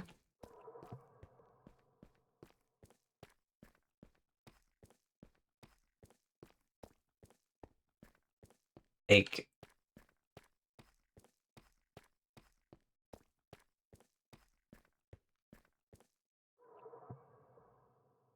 No, I don't know. I guess I will. I'm like debating how much I want to talk about this versus...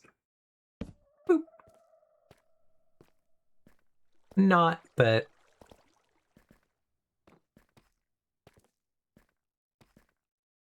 Eve is walking in circles to show her brain loading. I am.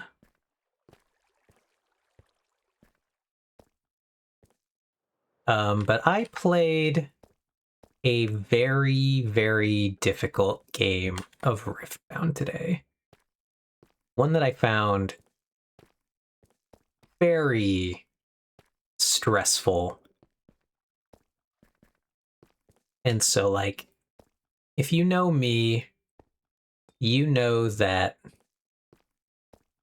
playing the game of Riftbound is never the thing that stresses me out.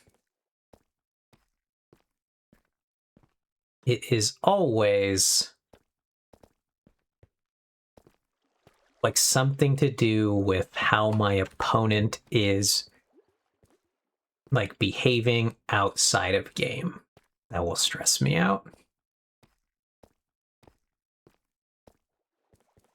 So I played one of those games that was genuinely a very difficult experience.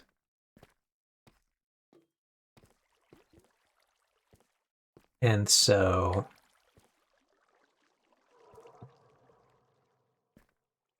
I think I'm just not feeling totally recovered from that.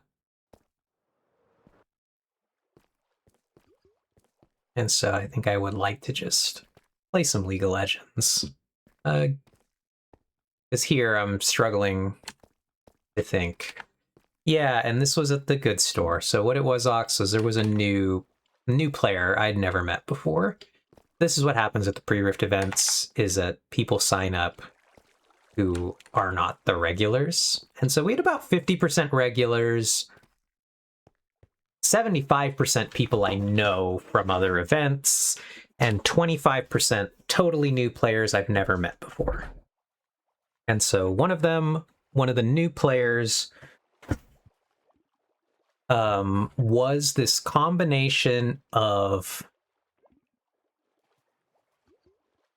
how would I describe this?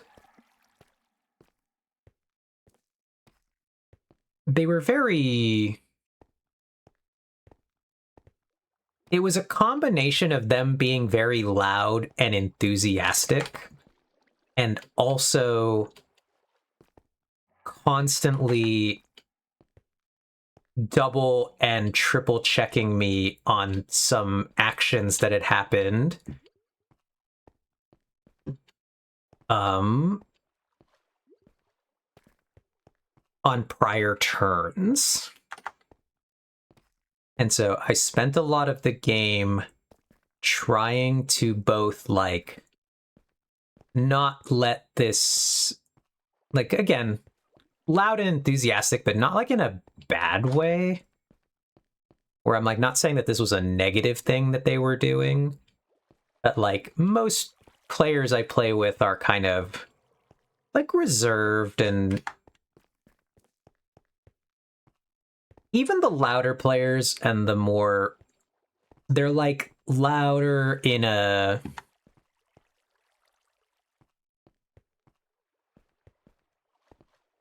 what I would call like they're loud in a volume way, versus this person was actually loud in a personality way.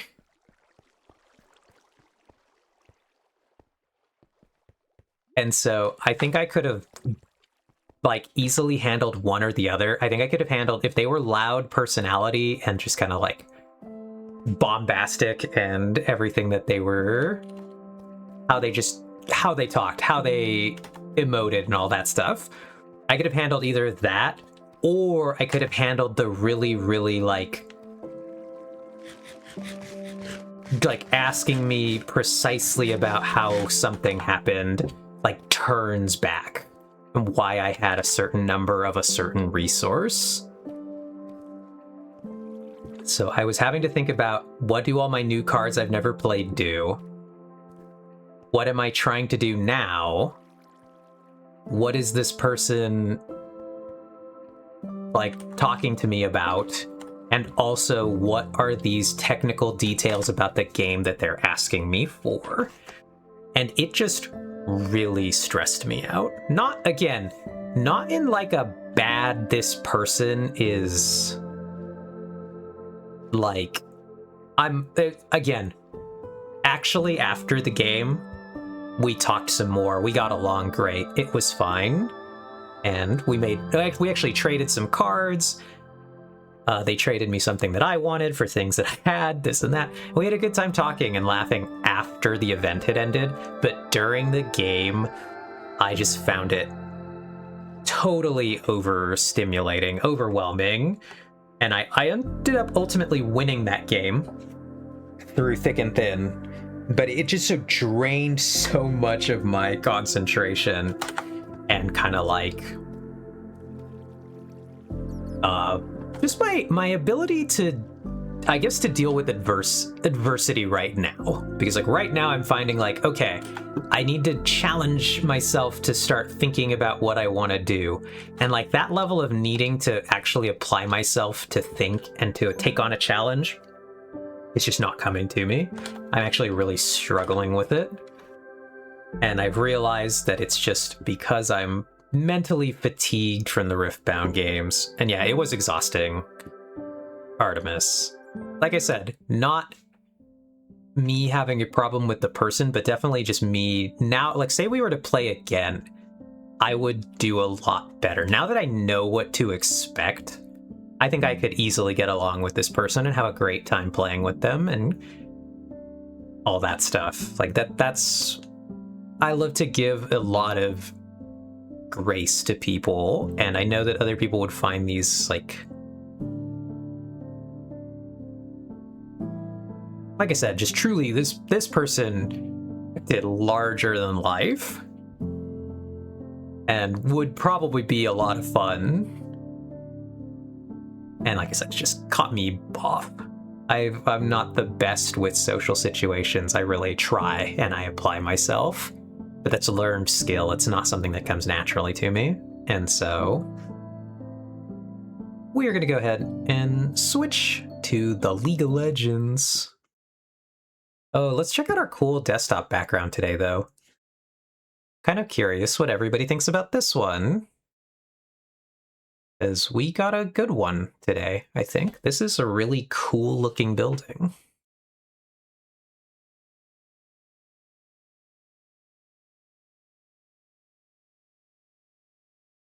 Just actually very interesting. I like have a lot of questions about why this is even laid out. Oh, look, it's the base everyone on YouTube builds in Minecraft. The sky is so pretty, Artemis. But yeah, the ornate Gothic cathedral, but the things that I think are really, really strange about this building is, look at this hill it's on. Look at these, like, just average ass houses above it.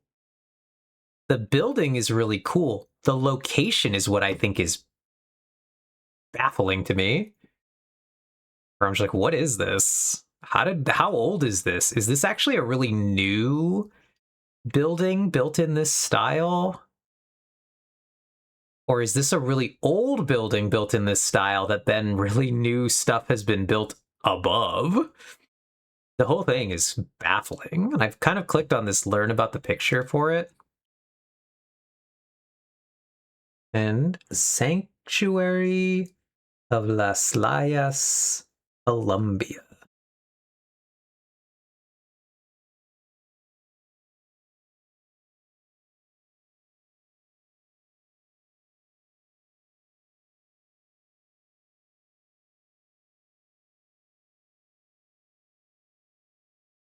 Site has drawn pious South American pilgrims since the 18th century, and was home to a series of small shrines and chapels before the current basilica was finished in 1949. Interesting. So yeah, it's a pretty interesting one. What a weird... So it is a relatively modern version of this type of architecture. So yeah, I thought that was interesting. Like I said, let's go ahead. I've clicked the League of Legends button. We're going to go over here. And we are going to change our category. League of Legends.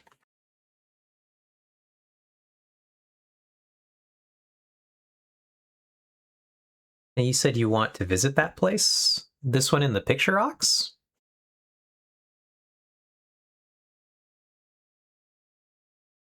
Yeah.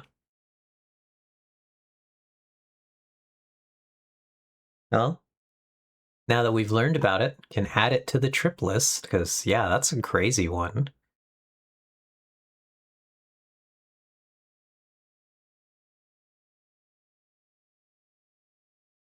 Ugh. Let's actually see where this is.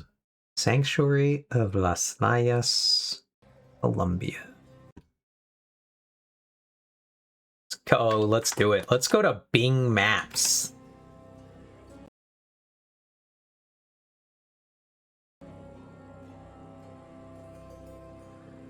We doing it? We Bing's mapping? Where the hell are we? We're in Virginia. Sanctuary of Us. Oh, here we go. What the hell is this?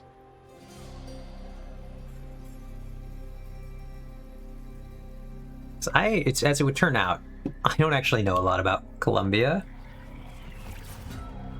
And all the parts of Colombia that I've heard of are over here. Because I heard of Cartagena, Medellin, Bogota. But this is practically on the border with Ecuador.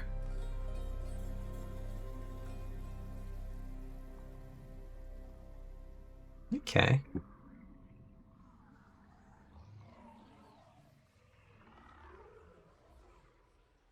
Yeah, that's interesting.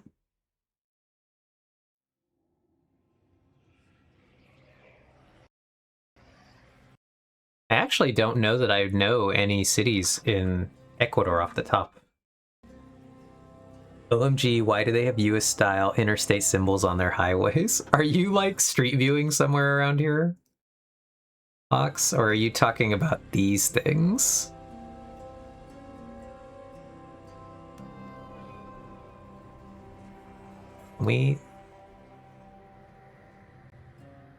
Talking about those things. Yeah, I don't know. Do those just show up wherever we look?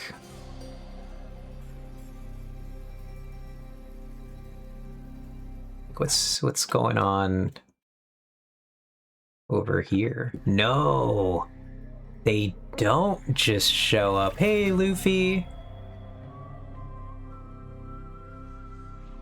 Probably because that's the Pan American Highway. Okay, but no, they actually show up with the local thing. Yeah, how are you doing, Luffy?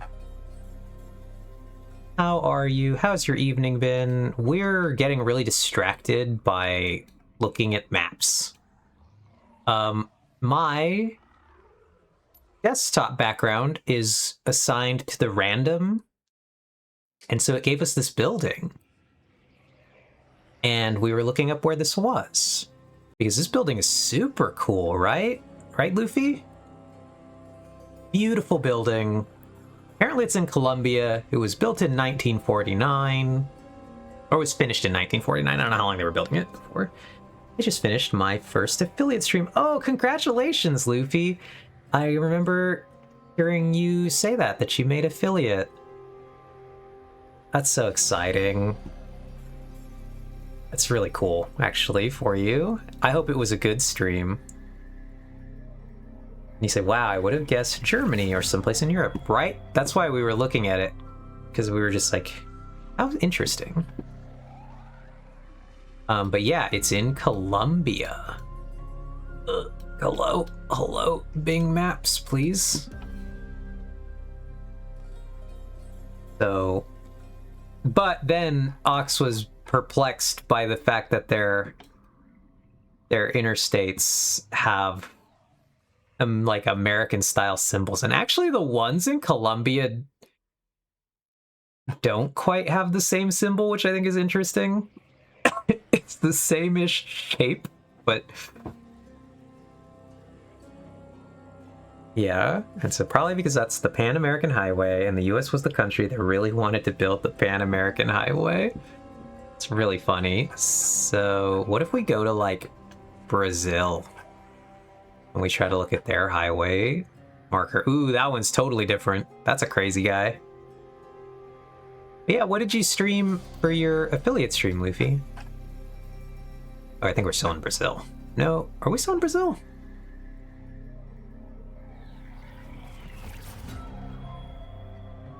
Okay, well now we're definitely in Argentina. What's in Argentina's sign?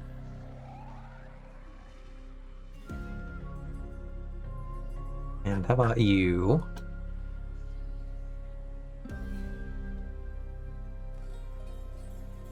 Oh, is this the end of the guy? Is this where the Pan American Highway ends? Wait a minute. Los Angeles, Chile. That's fun. What are them Europeans doing? What are them Austrians doing? They just like got boxes. Europe's just boxes. Hardcore Minecraft. I'm on my 4th world. I just did a little terraforming. Okay. I do remember you telling us about the fact that you play hardcore. Very fun. Usually all of Europe, because they're the European Union, they all just use the same box? Just different color box? Obviously until we like get out of the European Union. But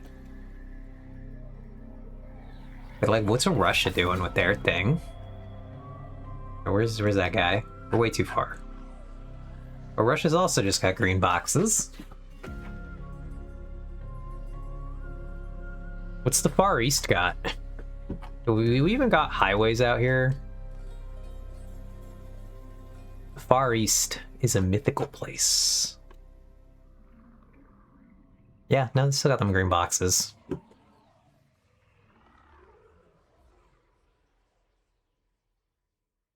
Then we got China. China's doing a slightly different thing. What's the Australians doing? Hello, Australians. Where are your... Okay, you have different boxes. And some degree of blue shields. Not really sure what the difference there is. India's gotta have a lot of roads. What are we doing in India? Ooh, we got interesting signs in India. Russia really has all roads lead to Moscow. And then Africa, let's pick we're in Nigeria. You guys got green boxes again. What's going on down here? Oh, look, these guys got diamonds. South Africa has diamonds. That's so funny. First diamond we've seen.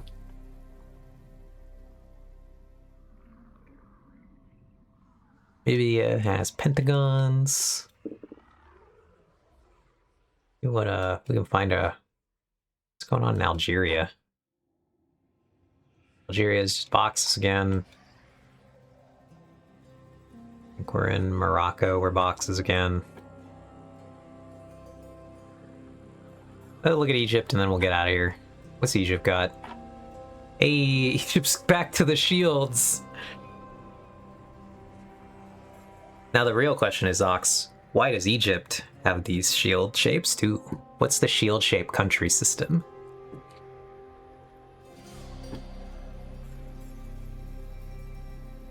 Alright. Finally, let's finally get a little back on task. What we were up to.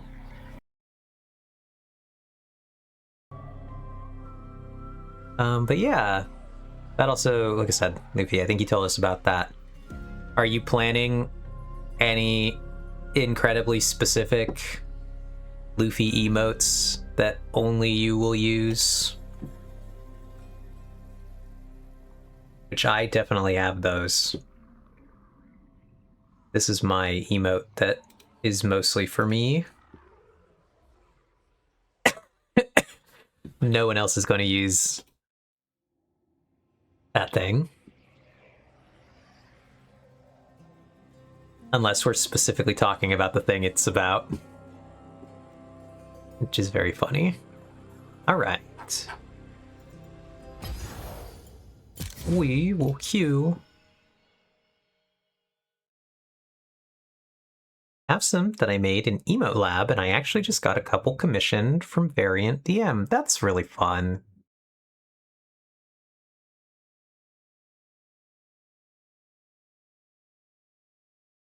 This is one of the commissioned ones. Oh, that's really cool. I really love it. I don't have any animated emotes, but that one is really fun. We love a good wave.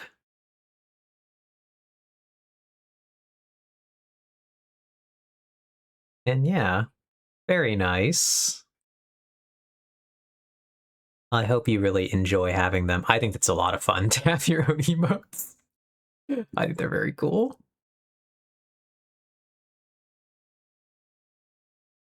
But yeah, we are going to queue for a game of League of Legends. Oddly enough, Emote Lab doesn't have any waves. They're all fun. Interesting. Gotcha. I do love a cheer one, though, too. We're going to queue. We're going to figure out how long we're going to take to find a match.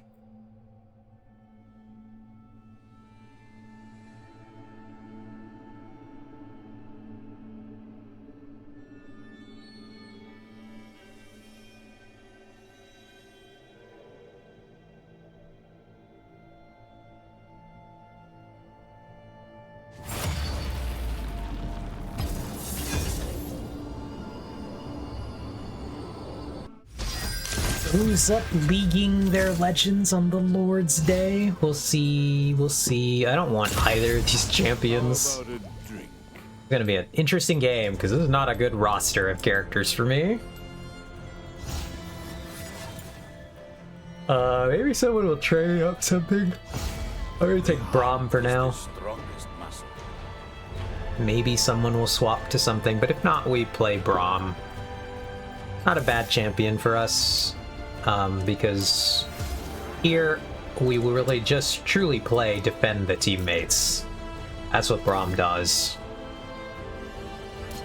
Braum is a defensive champion of the highest caliber for your team.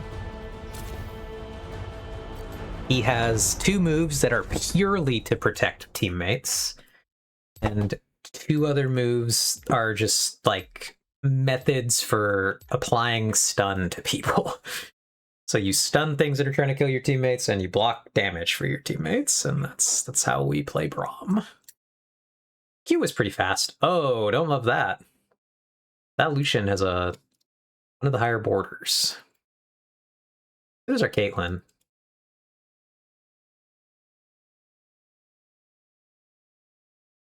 So we're gonna protect Caitlyn. That's our mission here.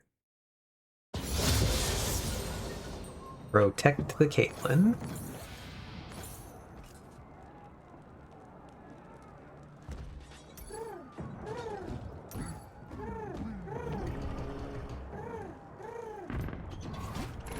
Don't mind the slide. It'll dry. Braum does indeed look like a bodyguard. Ox, you are correct.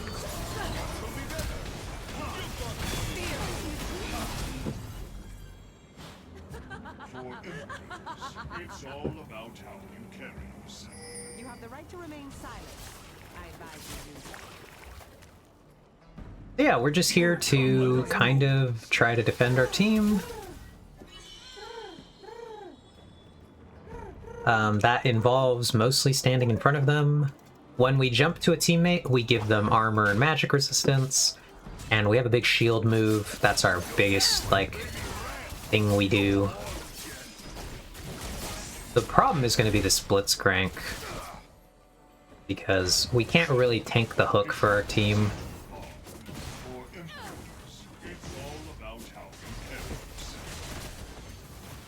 Caitlyn getting the shot there will slow him down. That's our best. Keep him from trying to get onto our teammates. That guy got hit right there.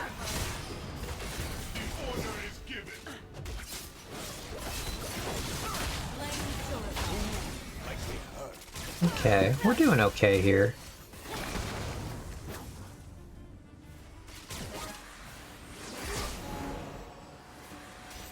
It's gonna be, like I said, this is gonna be a tough game.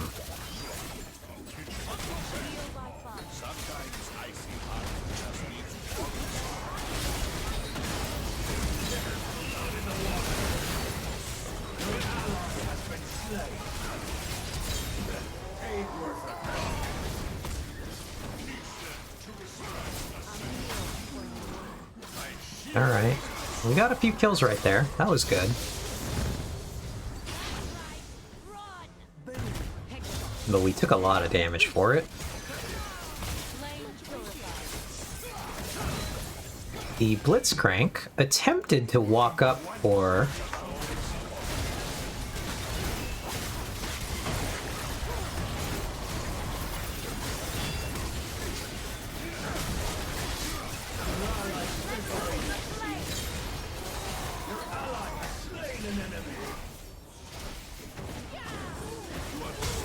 Oh, I barely lived there. That was tough.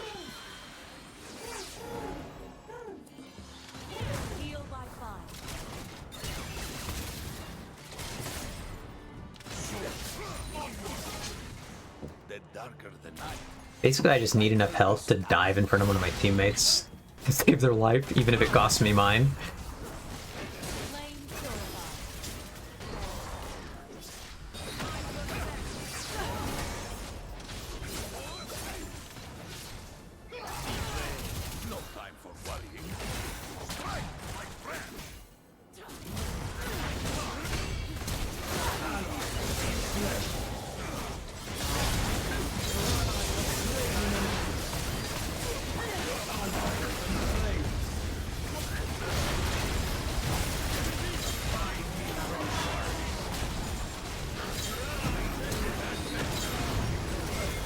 Got the Braum in trade. That was brutal, but we came out really ahead on that. That was crazy. Actually insane fight for us.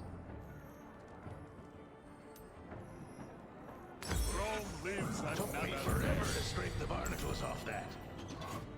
Shut down.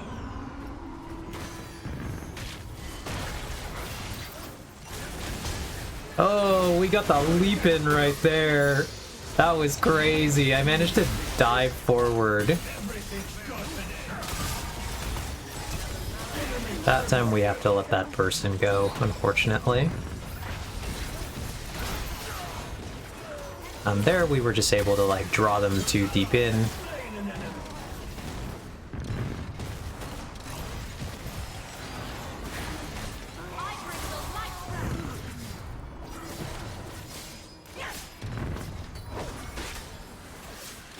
See? Where's that octopus got to?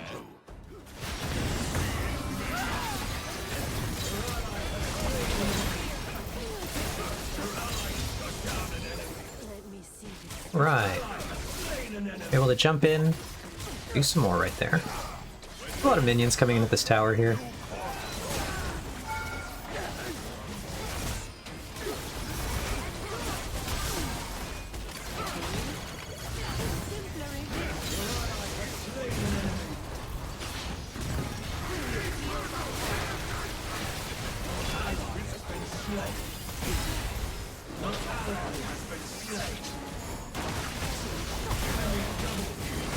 Bye, Caitlin, I'm sorry.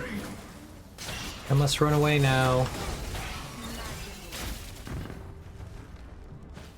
Alright, we're gonna try to defend this tower. We're not going to, but we're gonna try. Alright, we're gonna look badly as it goes.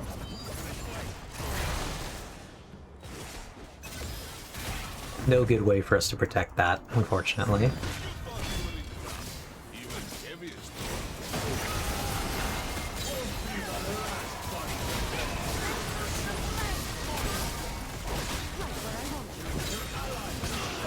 Okay, we died there, but that's fine. We're gonna go for the crowd control boots, I think, here. Well, I guess we debate. This can crowd control us, and that's really the only meaningful. So we're actually gonna go armor boots here. I think not dying to Lucian is actually more important for us.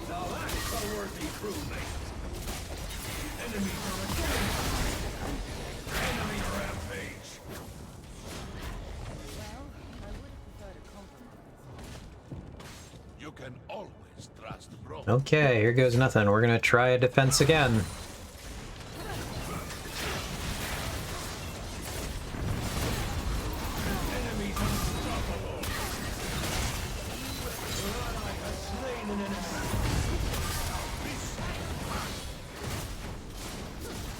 That hurt.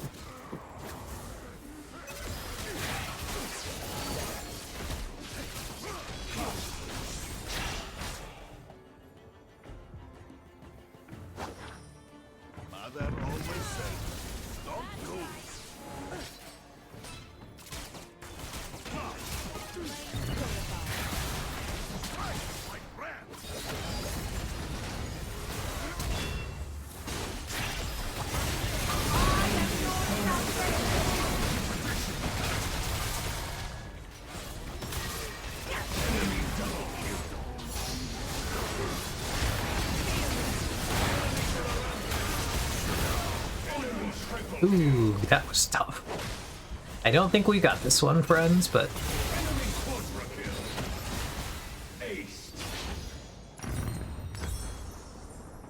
grab that item.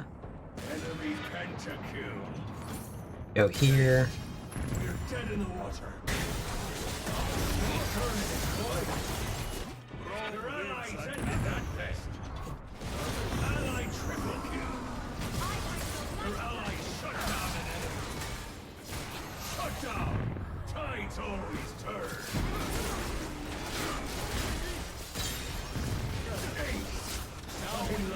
Well, that was kind of funny. Was that a good exhaust? Maybe not. Yeah, the enemy pentakill. It does happen, Ox.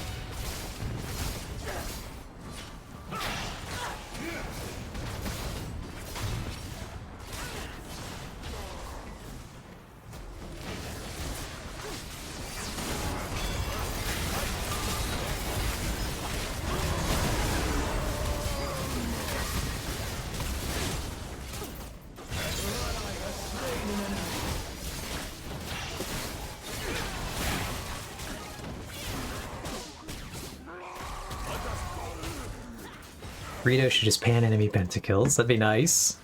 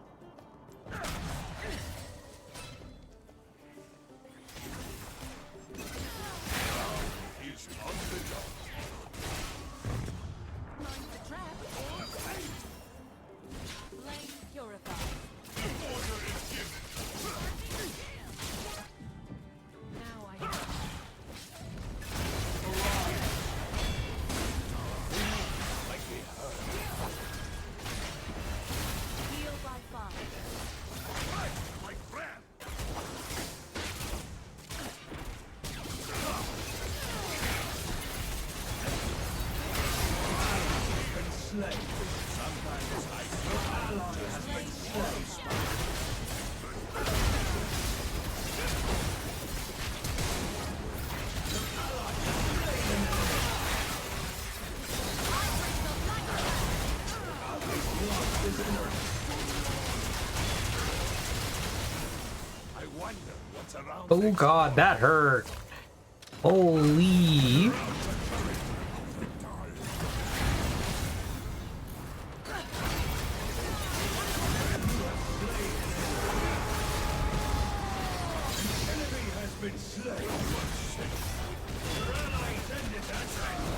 Okay, that was worth. The shield thing you did looked cool, though. Yeah, Braum has a very cool shield ability there. Particularly when it blocks something like Illusion Ultimate, because then you're just like seeing this like cool constant attack that I'm blocking with the shield. Very fun.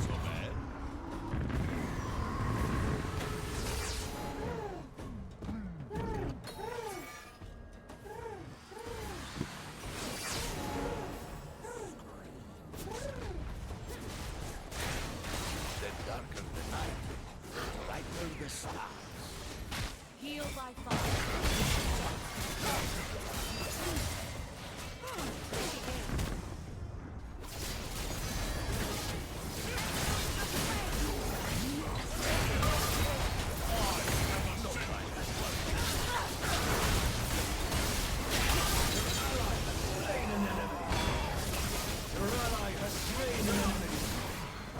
Okay, that fight went really well for us.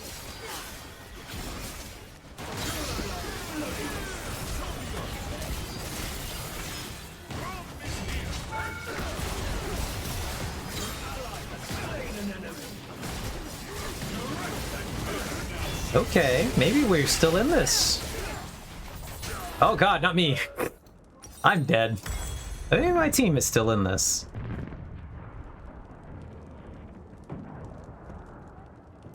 That was a pretty good fight, all things considered.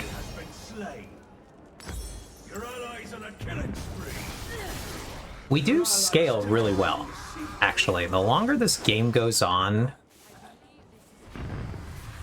Yeah, looking at the balance of the health, that seemed to go well. You're right, we did. Come out ahead. They threw an engagement at us that was just not quite good enough. We were able to counter it. And because of that, they lost 2 members. And it was good. But I don't know. We pull it off again.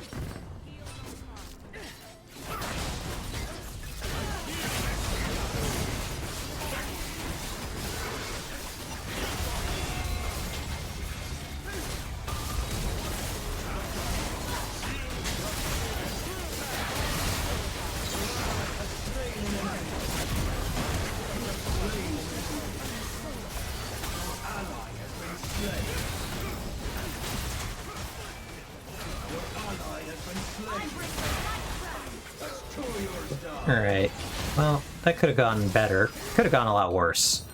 So we are going to start building magic resistance, because we do need that now. We took mostly magic damage that fight.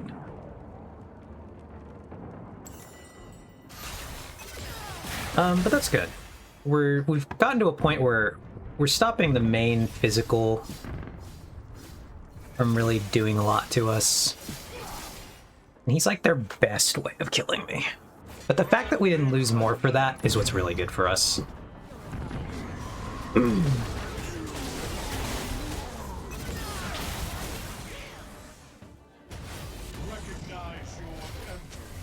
So we're waiting for the Jinzhao ultimate. Once that comes up, maybe we can take a fight here.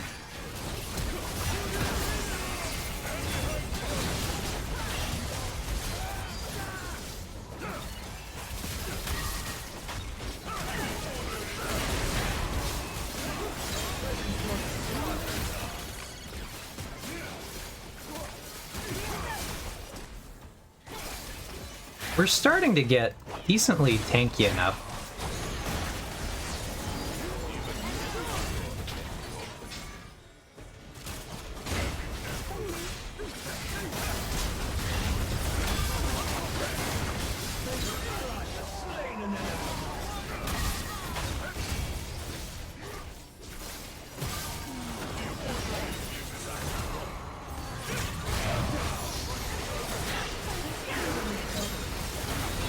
Uh-oh, they're dead now.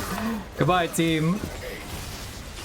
We lived for a long time there. Why is there a wing trophy thing hovering over your X tower? Oh, so one of our characters, Azir, he can make free little fake towers.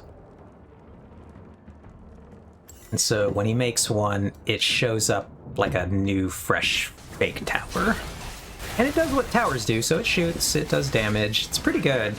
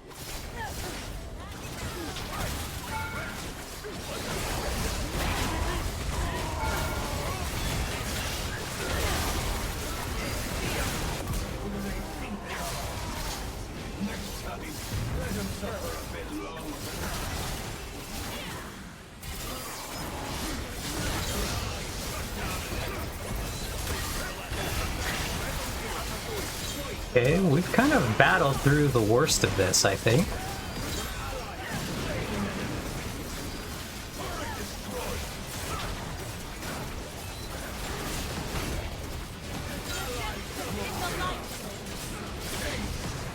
Oh my god, my Kale likes me? Oh man, we have really fought through the woods on this one, friends.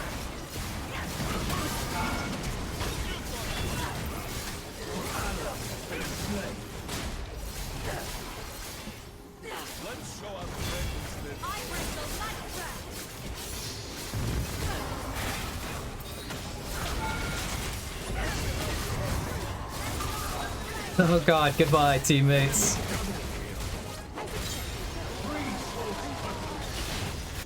Okay, now we'll buy this item. We're really... Yeah. Got him. Although the cannon drop didn't seem to do much, if any, damage. No, so the cannon drop doesn't do a lot of damage, but what happened that was most important on this cannon drop is I actually broke the Scion. He was channeling an ability,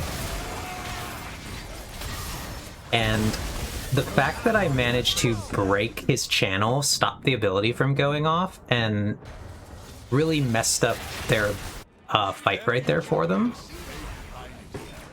Okay, actually, I just need to be out here already.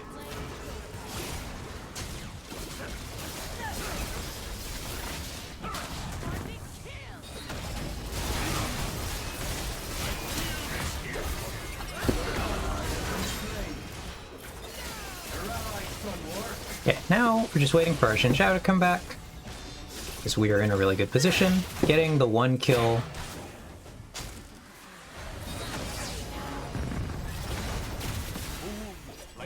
Oh, but we lost Caitlyn for it. Never mind, we're in an even position.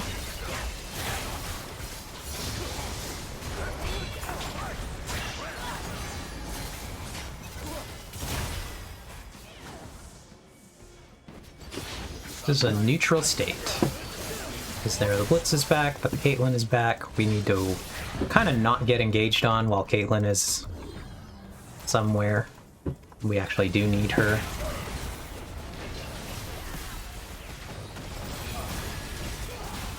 So we're just here to protect our team.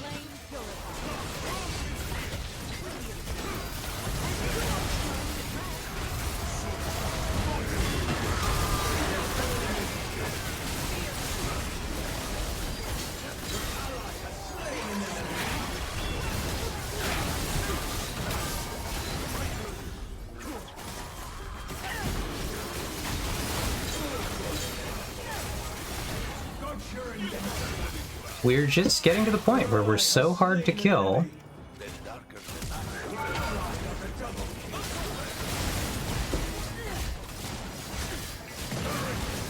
We actually won.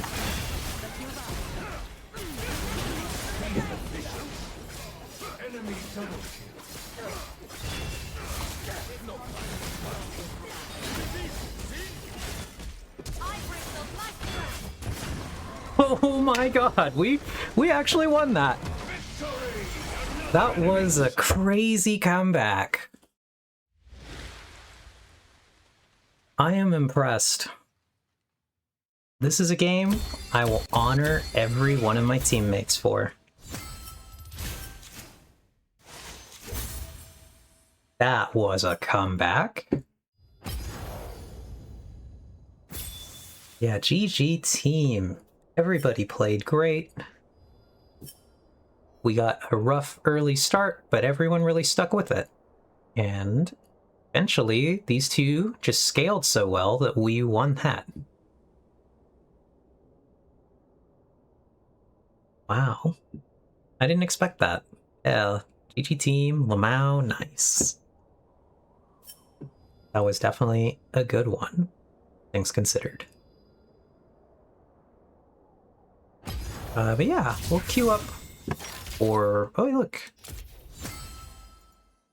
Wow, Caitlyn didn't even honor you for bodyguarding her? No.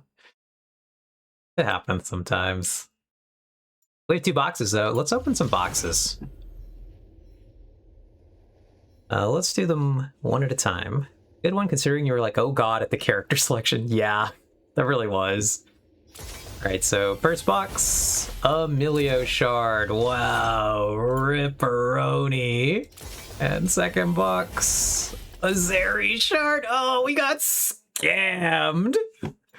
We got scammed. That's crazy. 2 champion shards, not a ward skin, not an emote, not another skin. Oh, that was the worst rolls.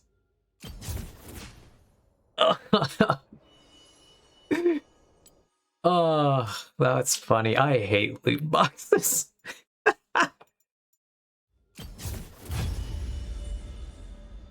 I can't believe that just happened to us. Oh. I am upsetty spaghetti. Gonna drink some water.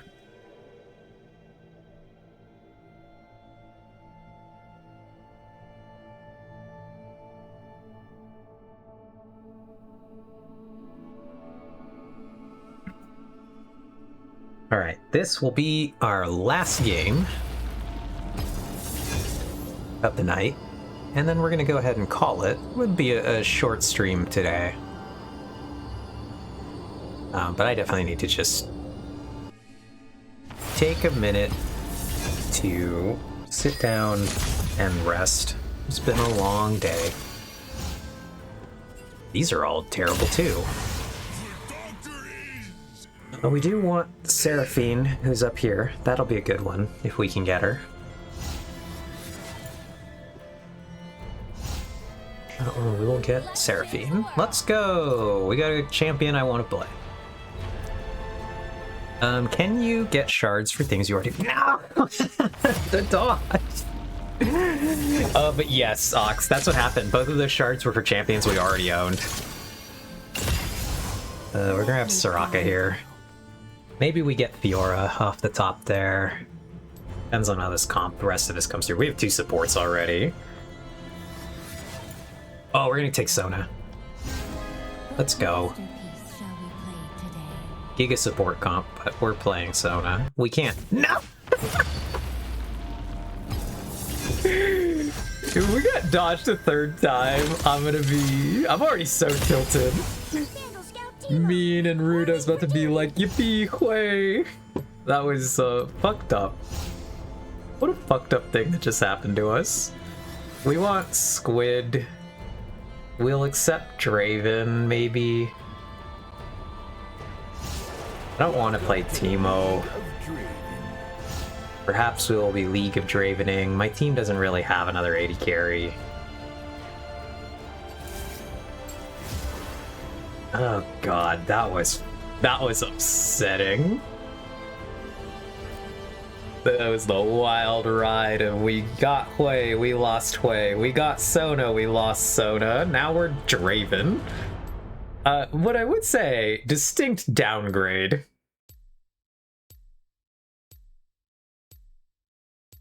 I can't believe it was the double dodge. Yeah, I'm a little tilted. I'm a little tilted, friends. The double dodge really got us good. So, I'm looking at this thing from the Riftbound. We got these promo Ash cards. I haven't actually opened one yet. And I'm probably gonna open that one.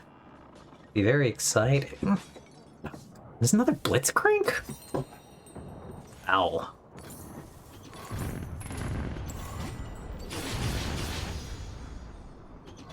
This is gonna be a no fun allowed game, friends. Unfortunately, this time we do not have a tank to attempt to block the Blitzcrank hooks. Okay, we hit something there. See, now that's gonna start happening.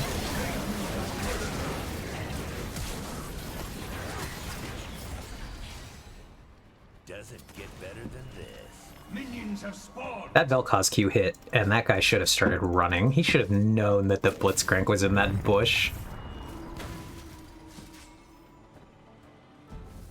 We have lived long enough to see ourselves become the villains. Maybe. I hope we live long this time.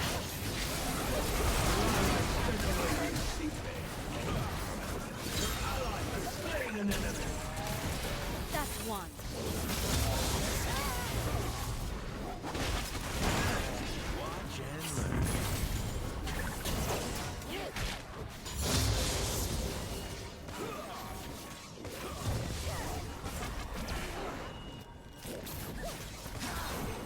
As we try to catch our spinning axes here.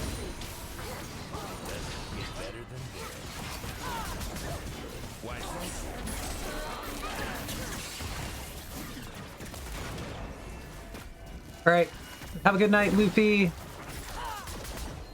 Thanks for stopping by.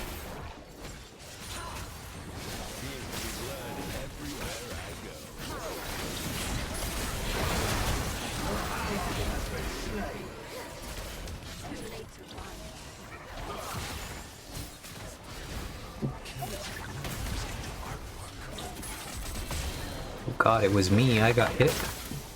God, it was me, I got hit a bunch. It's gonna be a tough game.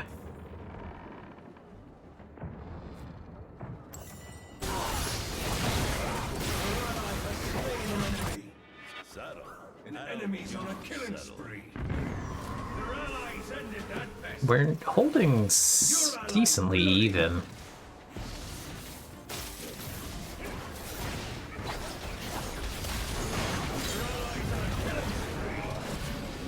Your ally has been slain.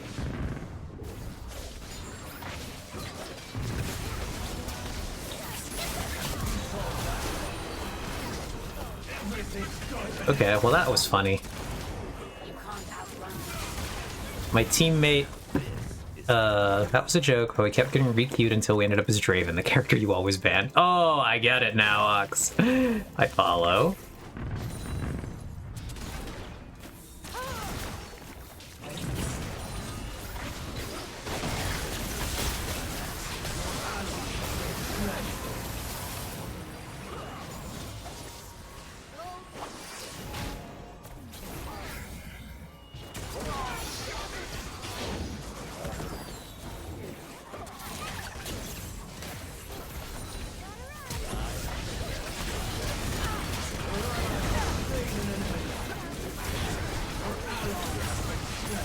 Oh god, that hurt.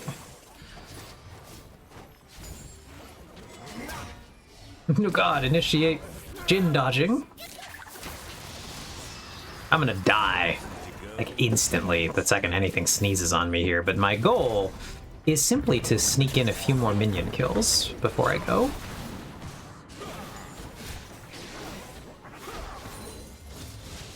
Let's go, we got some.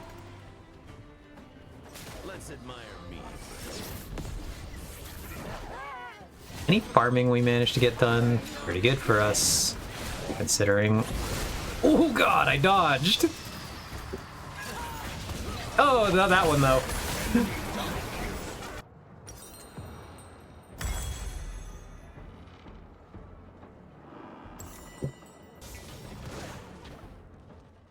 She dodged but forgot to weave. Yeah.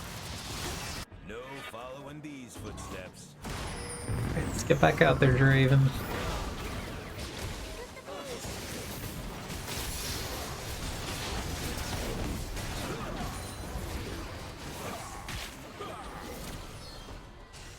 I'm hoping we can live long enough to start doing fucked up and evil things.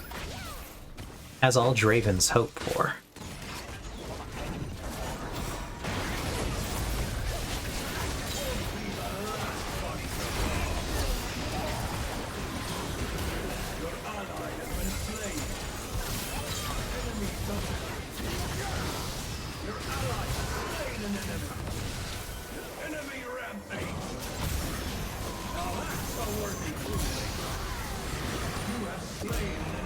Oh!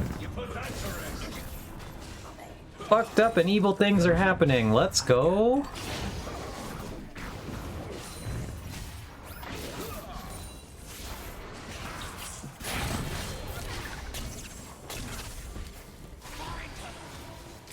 That guy's building AP, which is good for us because it means he won't be tanky. We can maybe just like Giga Burst that guy out.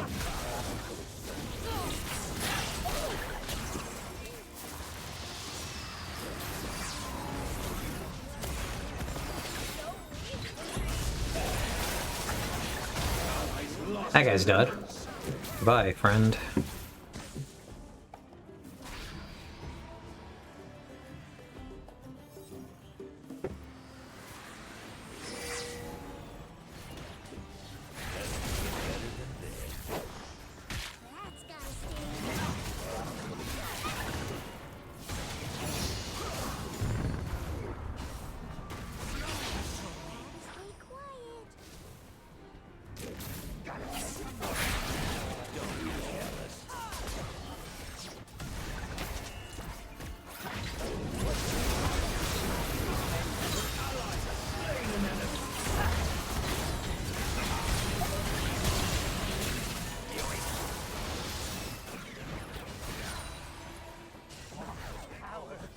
God. It's brutal.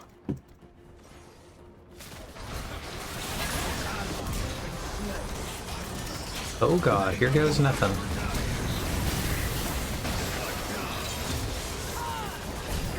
Alright, we got a few more kills. We're building up. Your ally has been slain. 2 men overboard. Now the question is, what do we build Your here? ally has slain an enemy. I think I'd like to build this thing.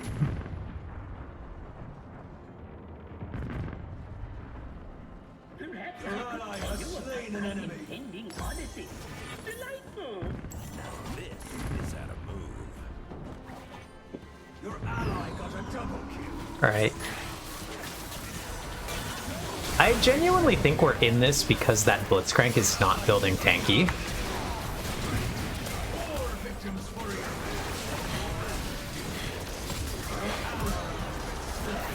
If he was building tank, I think his team wins.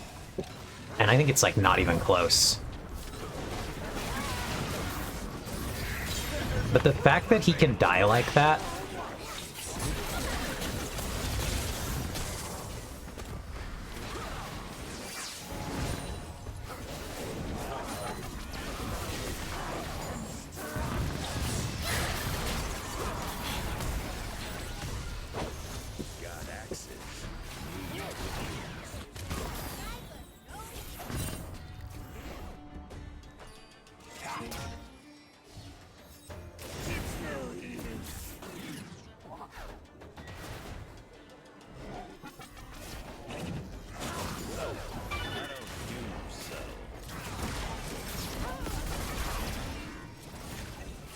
We're doing something, friends. We're trying.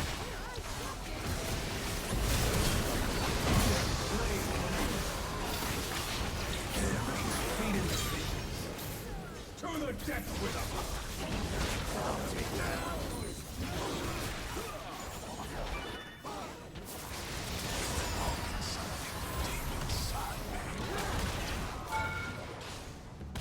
Let's admire. We gotta chip this turret down slowly at the cost of our life. because I'm just getting shot. It's not great.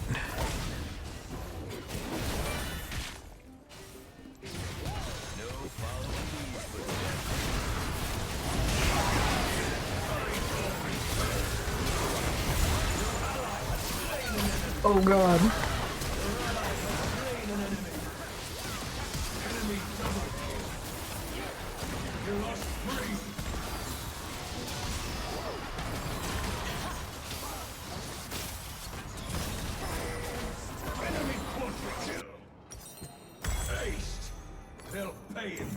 Not the enemy quadras this time.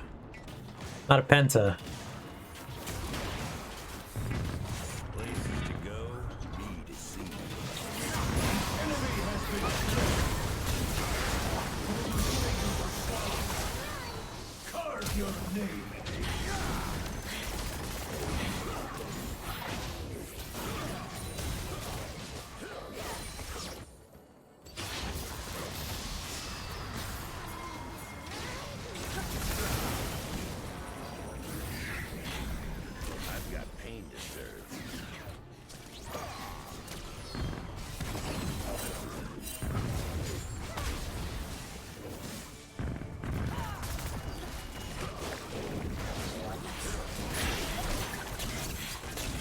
It's a difficult time here.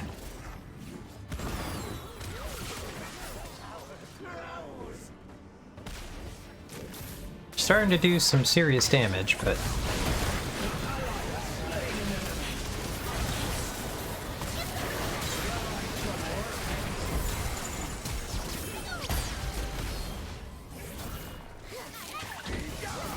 oops, I whiffed.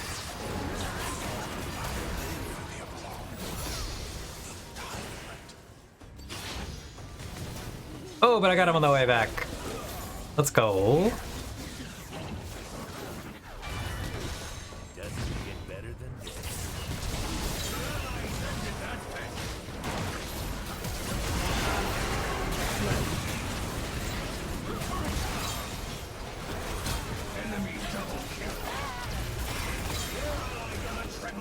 Oh, this is a crazy game. Alright, now we've got a bit difficult, lemon, difficult. Yeah. We're doing good this time. But, 7, 5, and 3. Starting to get 1 or 2 more items, and I'll really hopefully be quite nasty to deal with.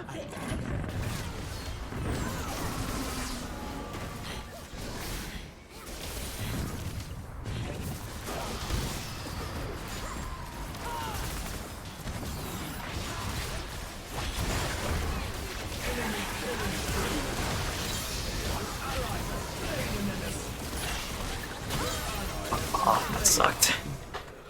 I got hit by that Nico root. Your ally has been slain.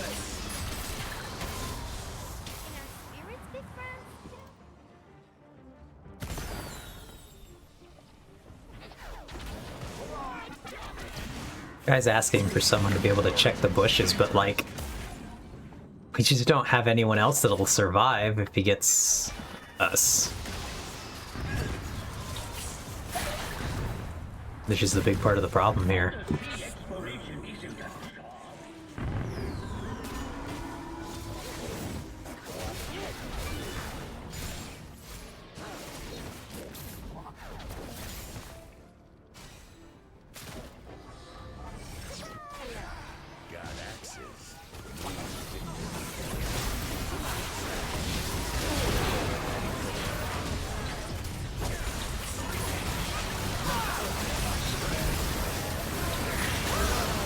Oh, that was good play by my team right there. Quadra for my ally. Hopefully... Oh, they surrendered? I'm surprised. That game did not seem like a clean... us winning. So, I'm genuinely surprised they surrendered that. They were only down by 3 kills.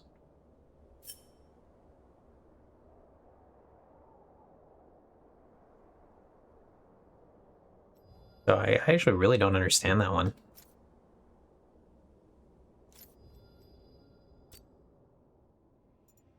But we take those. A win is a win. So we will go ahead and switch our category back to Minecraft. Thank you all for being here. I really appreciate you.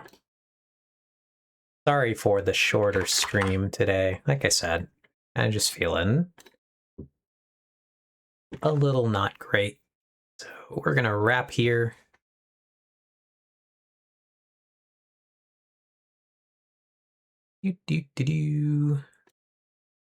Bring back the Minecraft. Not sorry, I really should get to bed at a responsible time at least once this week. Probably not wrong, Ox. Sleeping at responsible times is good, friends.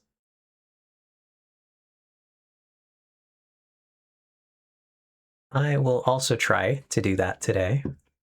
No guarantees for me. But yeah, so thank you all for being here. I really appreciate you. I guess we're going to take a look really quick, see where we can go drop ourselves.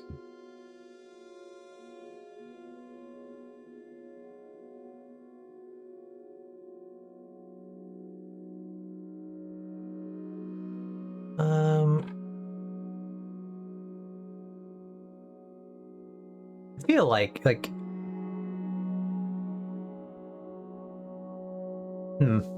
tough choices here, because I really feel like I should try to actually find new people to raid. And then it's just hard sometimes because you're just like, I'm not feeling the best. And so then you're just like, is the best option to either just end or just drop into our very good, like, we already just know people.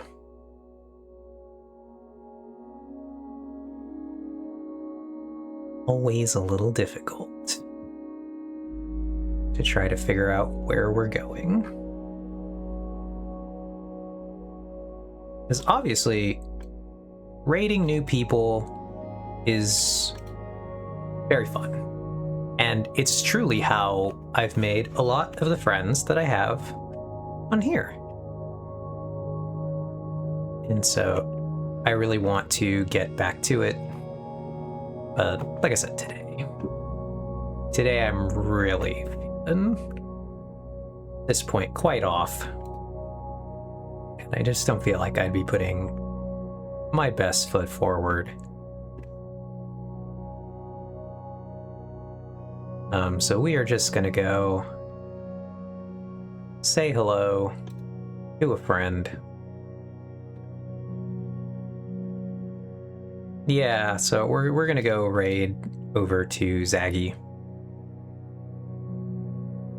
I think that's just where we're gonna end up today.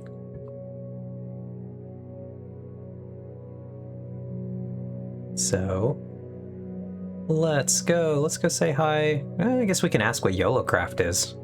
I don't know what that is. We're just vibing, so let's go say hi to Zaggy, friends. Thank you all for being here. I really appreciate it. I hope you have a good rest of your night. I will see you on Wednesday, and we will be back to playing some Star Wars. Let's go. That'll be a lot of fun. I have been having a good time with our Knights of the Old Republic. Here's currently our raid message.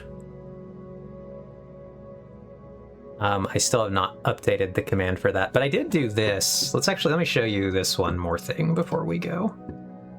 One more thing. See if this works correctly. Beep boop beep boop buddy boop.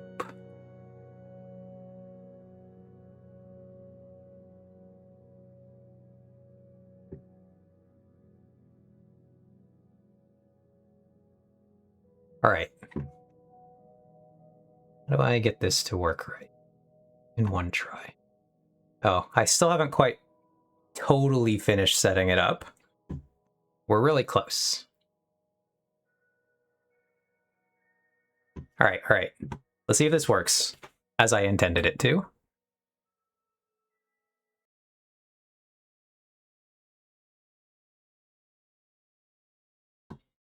Nope, not quite.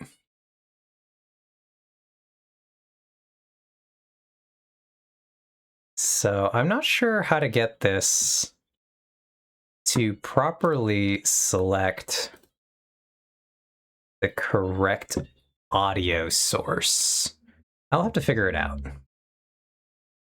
So I'm trying to get the Wall Chicken a soundtrack, but trying to get the browser source to pick up correctly is actually been quite annoying. And I don't know why it doesn't want to do it.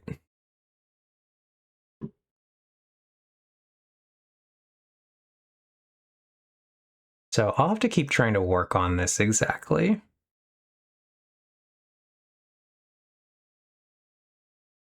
I had it working earlier, but the problem seems to be that it's looking for the exact instance of only this tab open or something, and it just did not work right this time.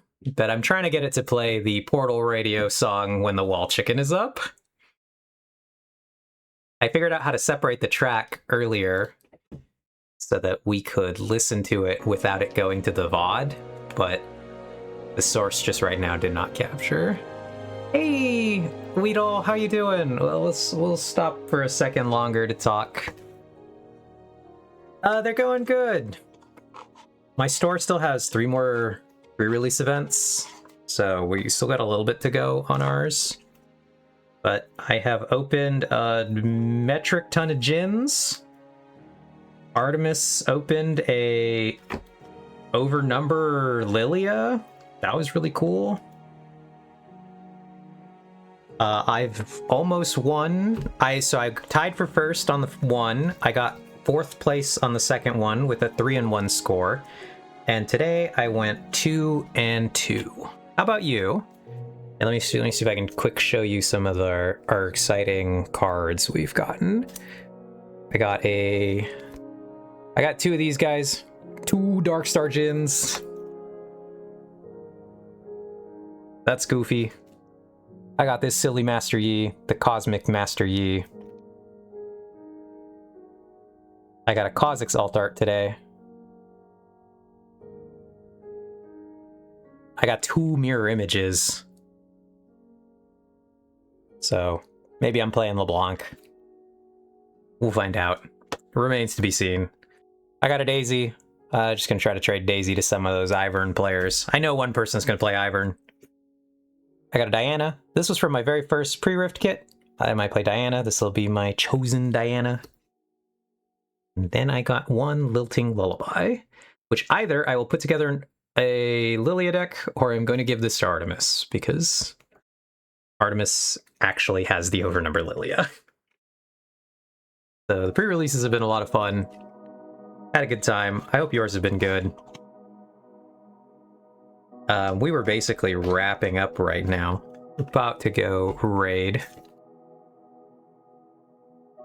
I actually don't know if I've ever showed you this, Weedle, that I have one of these. But I actually have a Riot Fist Bump promo. And I honestly can't remember if I've ever told you that or showed it to you on stream. Yeah, oh no. My pulls are horrible, no! Artemis is winning. Artemis is the best pull so far of us.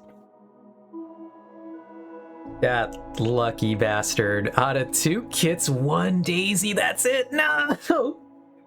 That's tragic.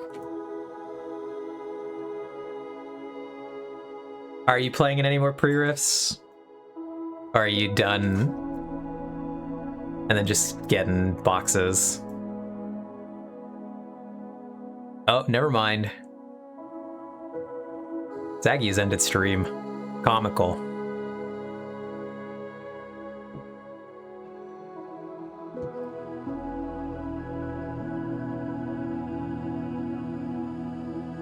No, you haven't, lol. I'm not sure exactly what you're referring to right there with no, you haven't. I either lost track of what we were talking about or... Ah, tragic for us.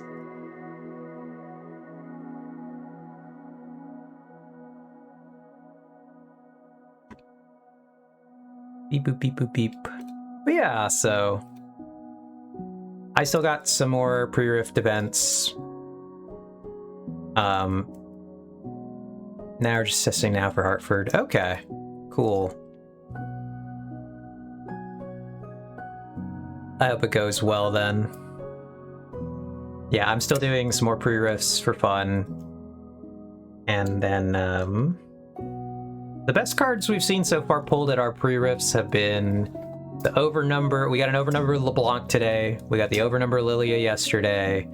I've seen 2 overnumber Poros. But other than that, nothing too crazy. Which, I mean, to be fair, at 3 pre-rifts, seeing 4-ish overnumbers is pretty good. No SIGs, but I don't think the only SIGs I've seen pulled was a Darius from a box that my friend Levi opened, and a Ari from a random pack at one of our Nexus nights, which was pretty crazy. So I haven't seen too many SIGs pulled. Oh no, that was that one, the signature Leona that Allie got on her birthday. The pack, the one Ari from the pack was crazy because it was the final pack of the day. And that was so funny.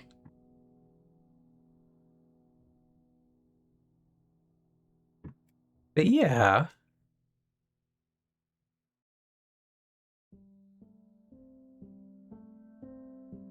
Nothing crazy over here either. Gotcha.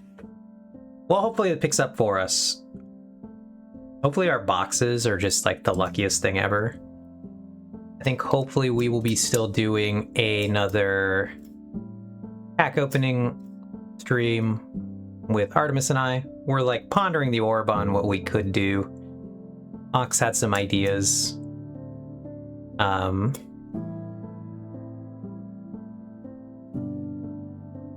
But yeah, so we might do something fun. We'll stay tuned to find out. And yeah. But so like I said, we're gonna go back to ending for now.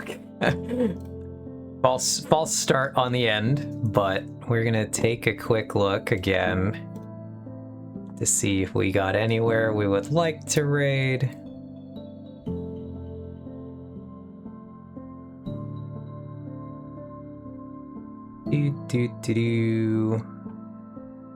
Otherwise, we really might just end.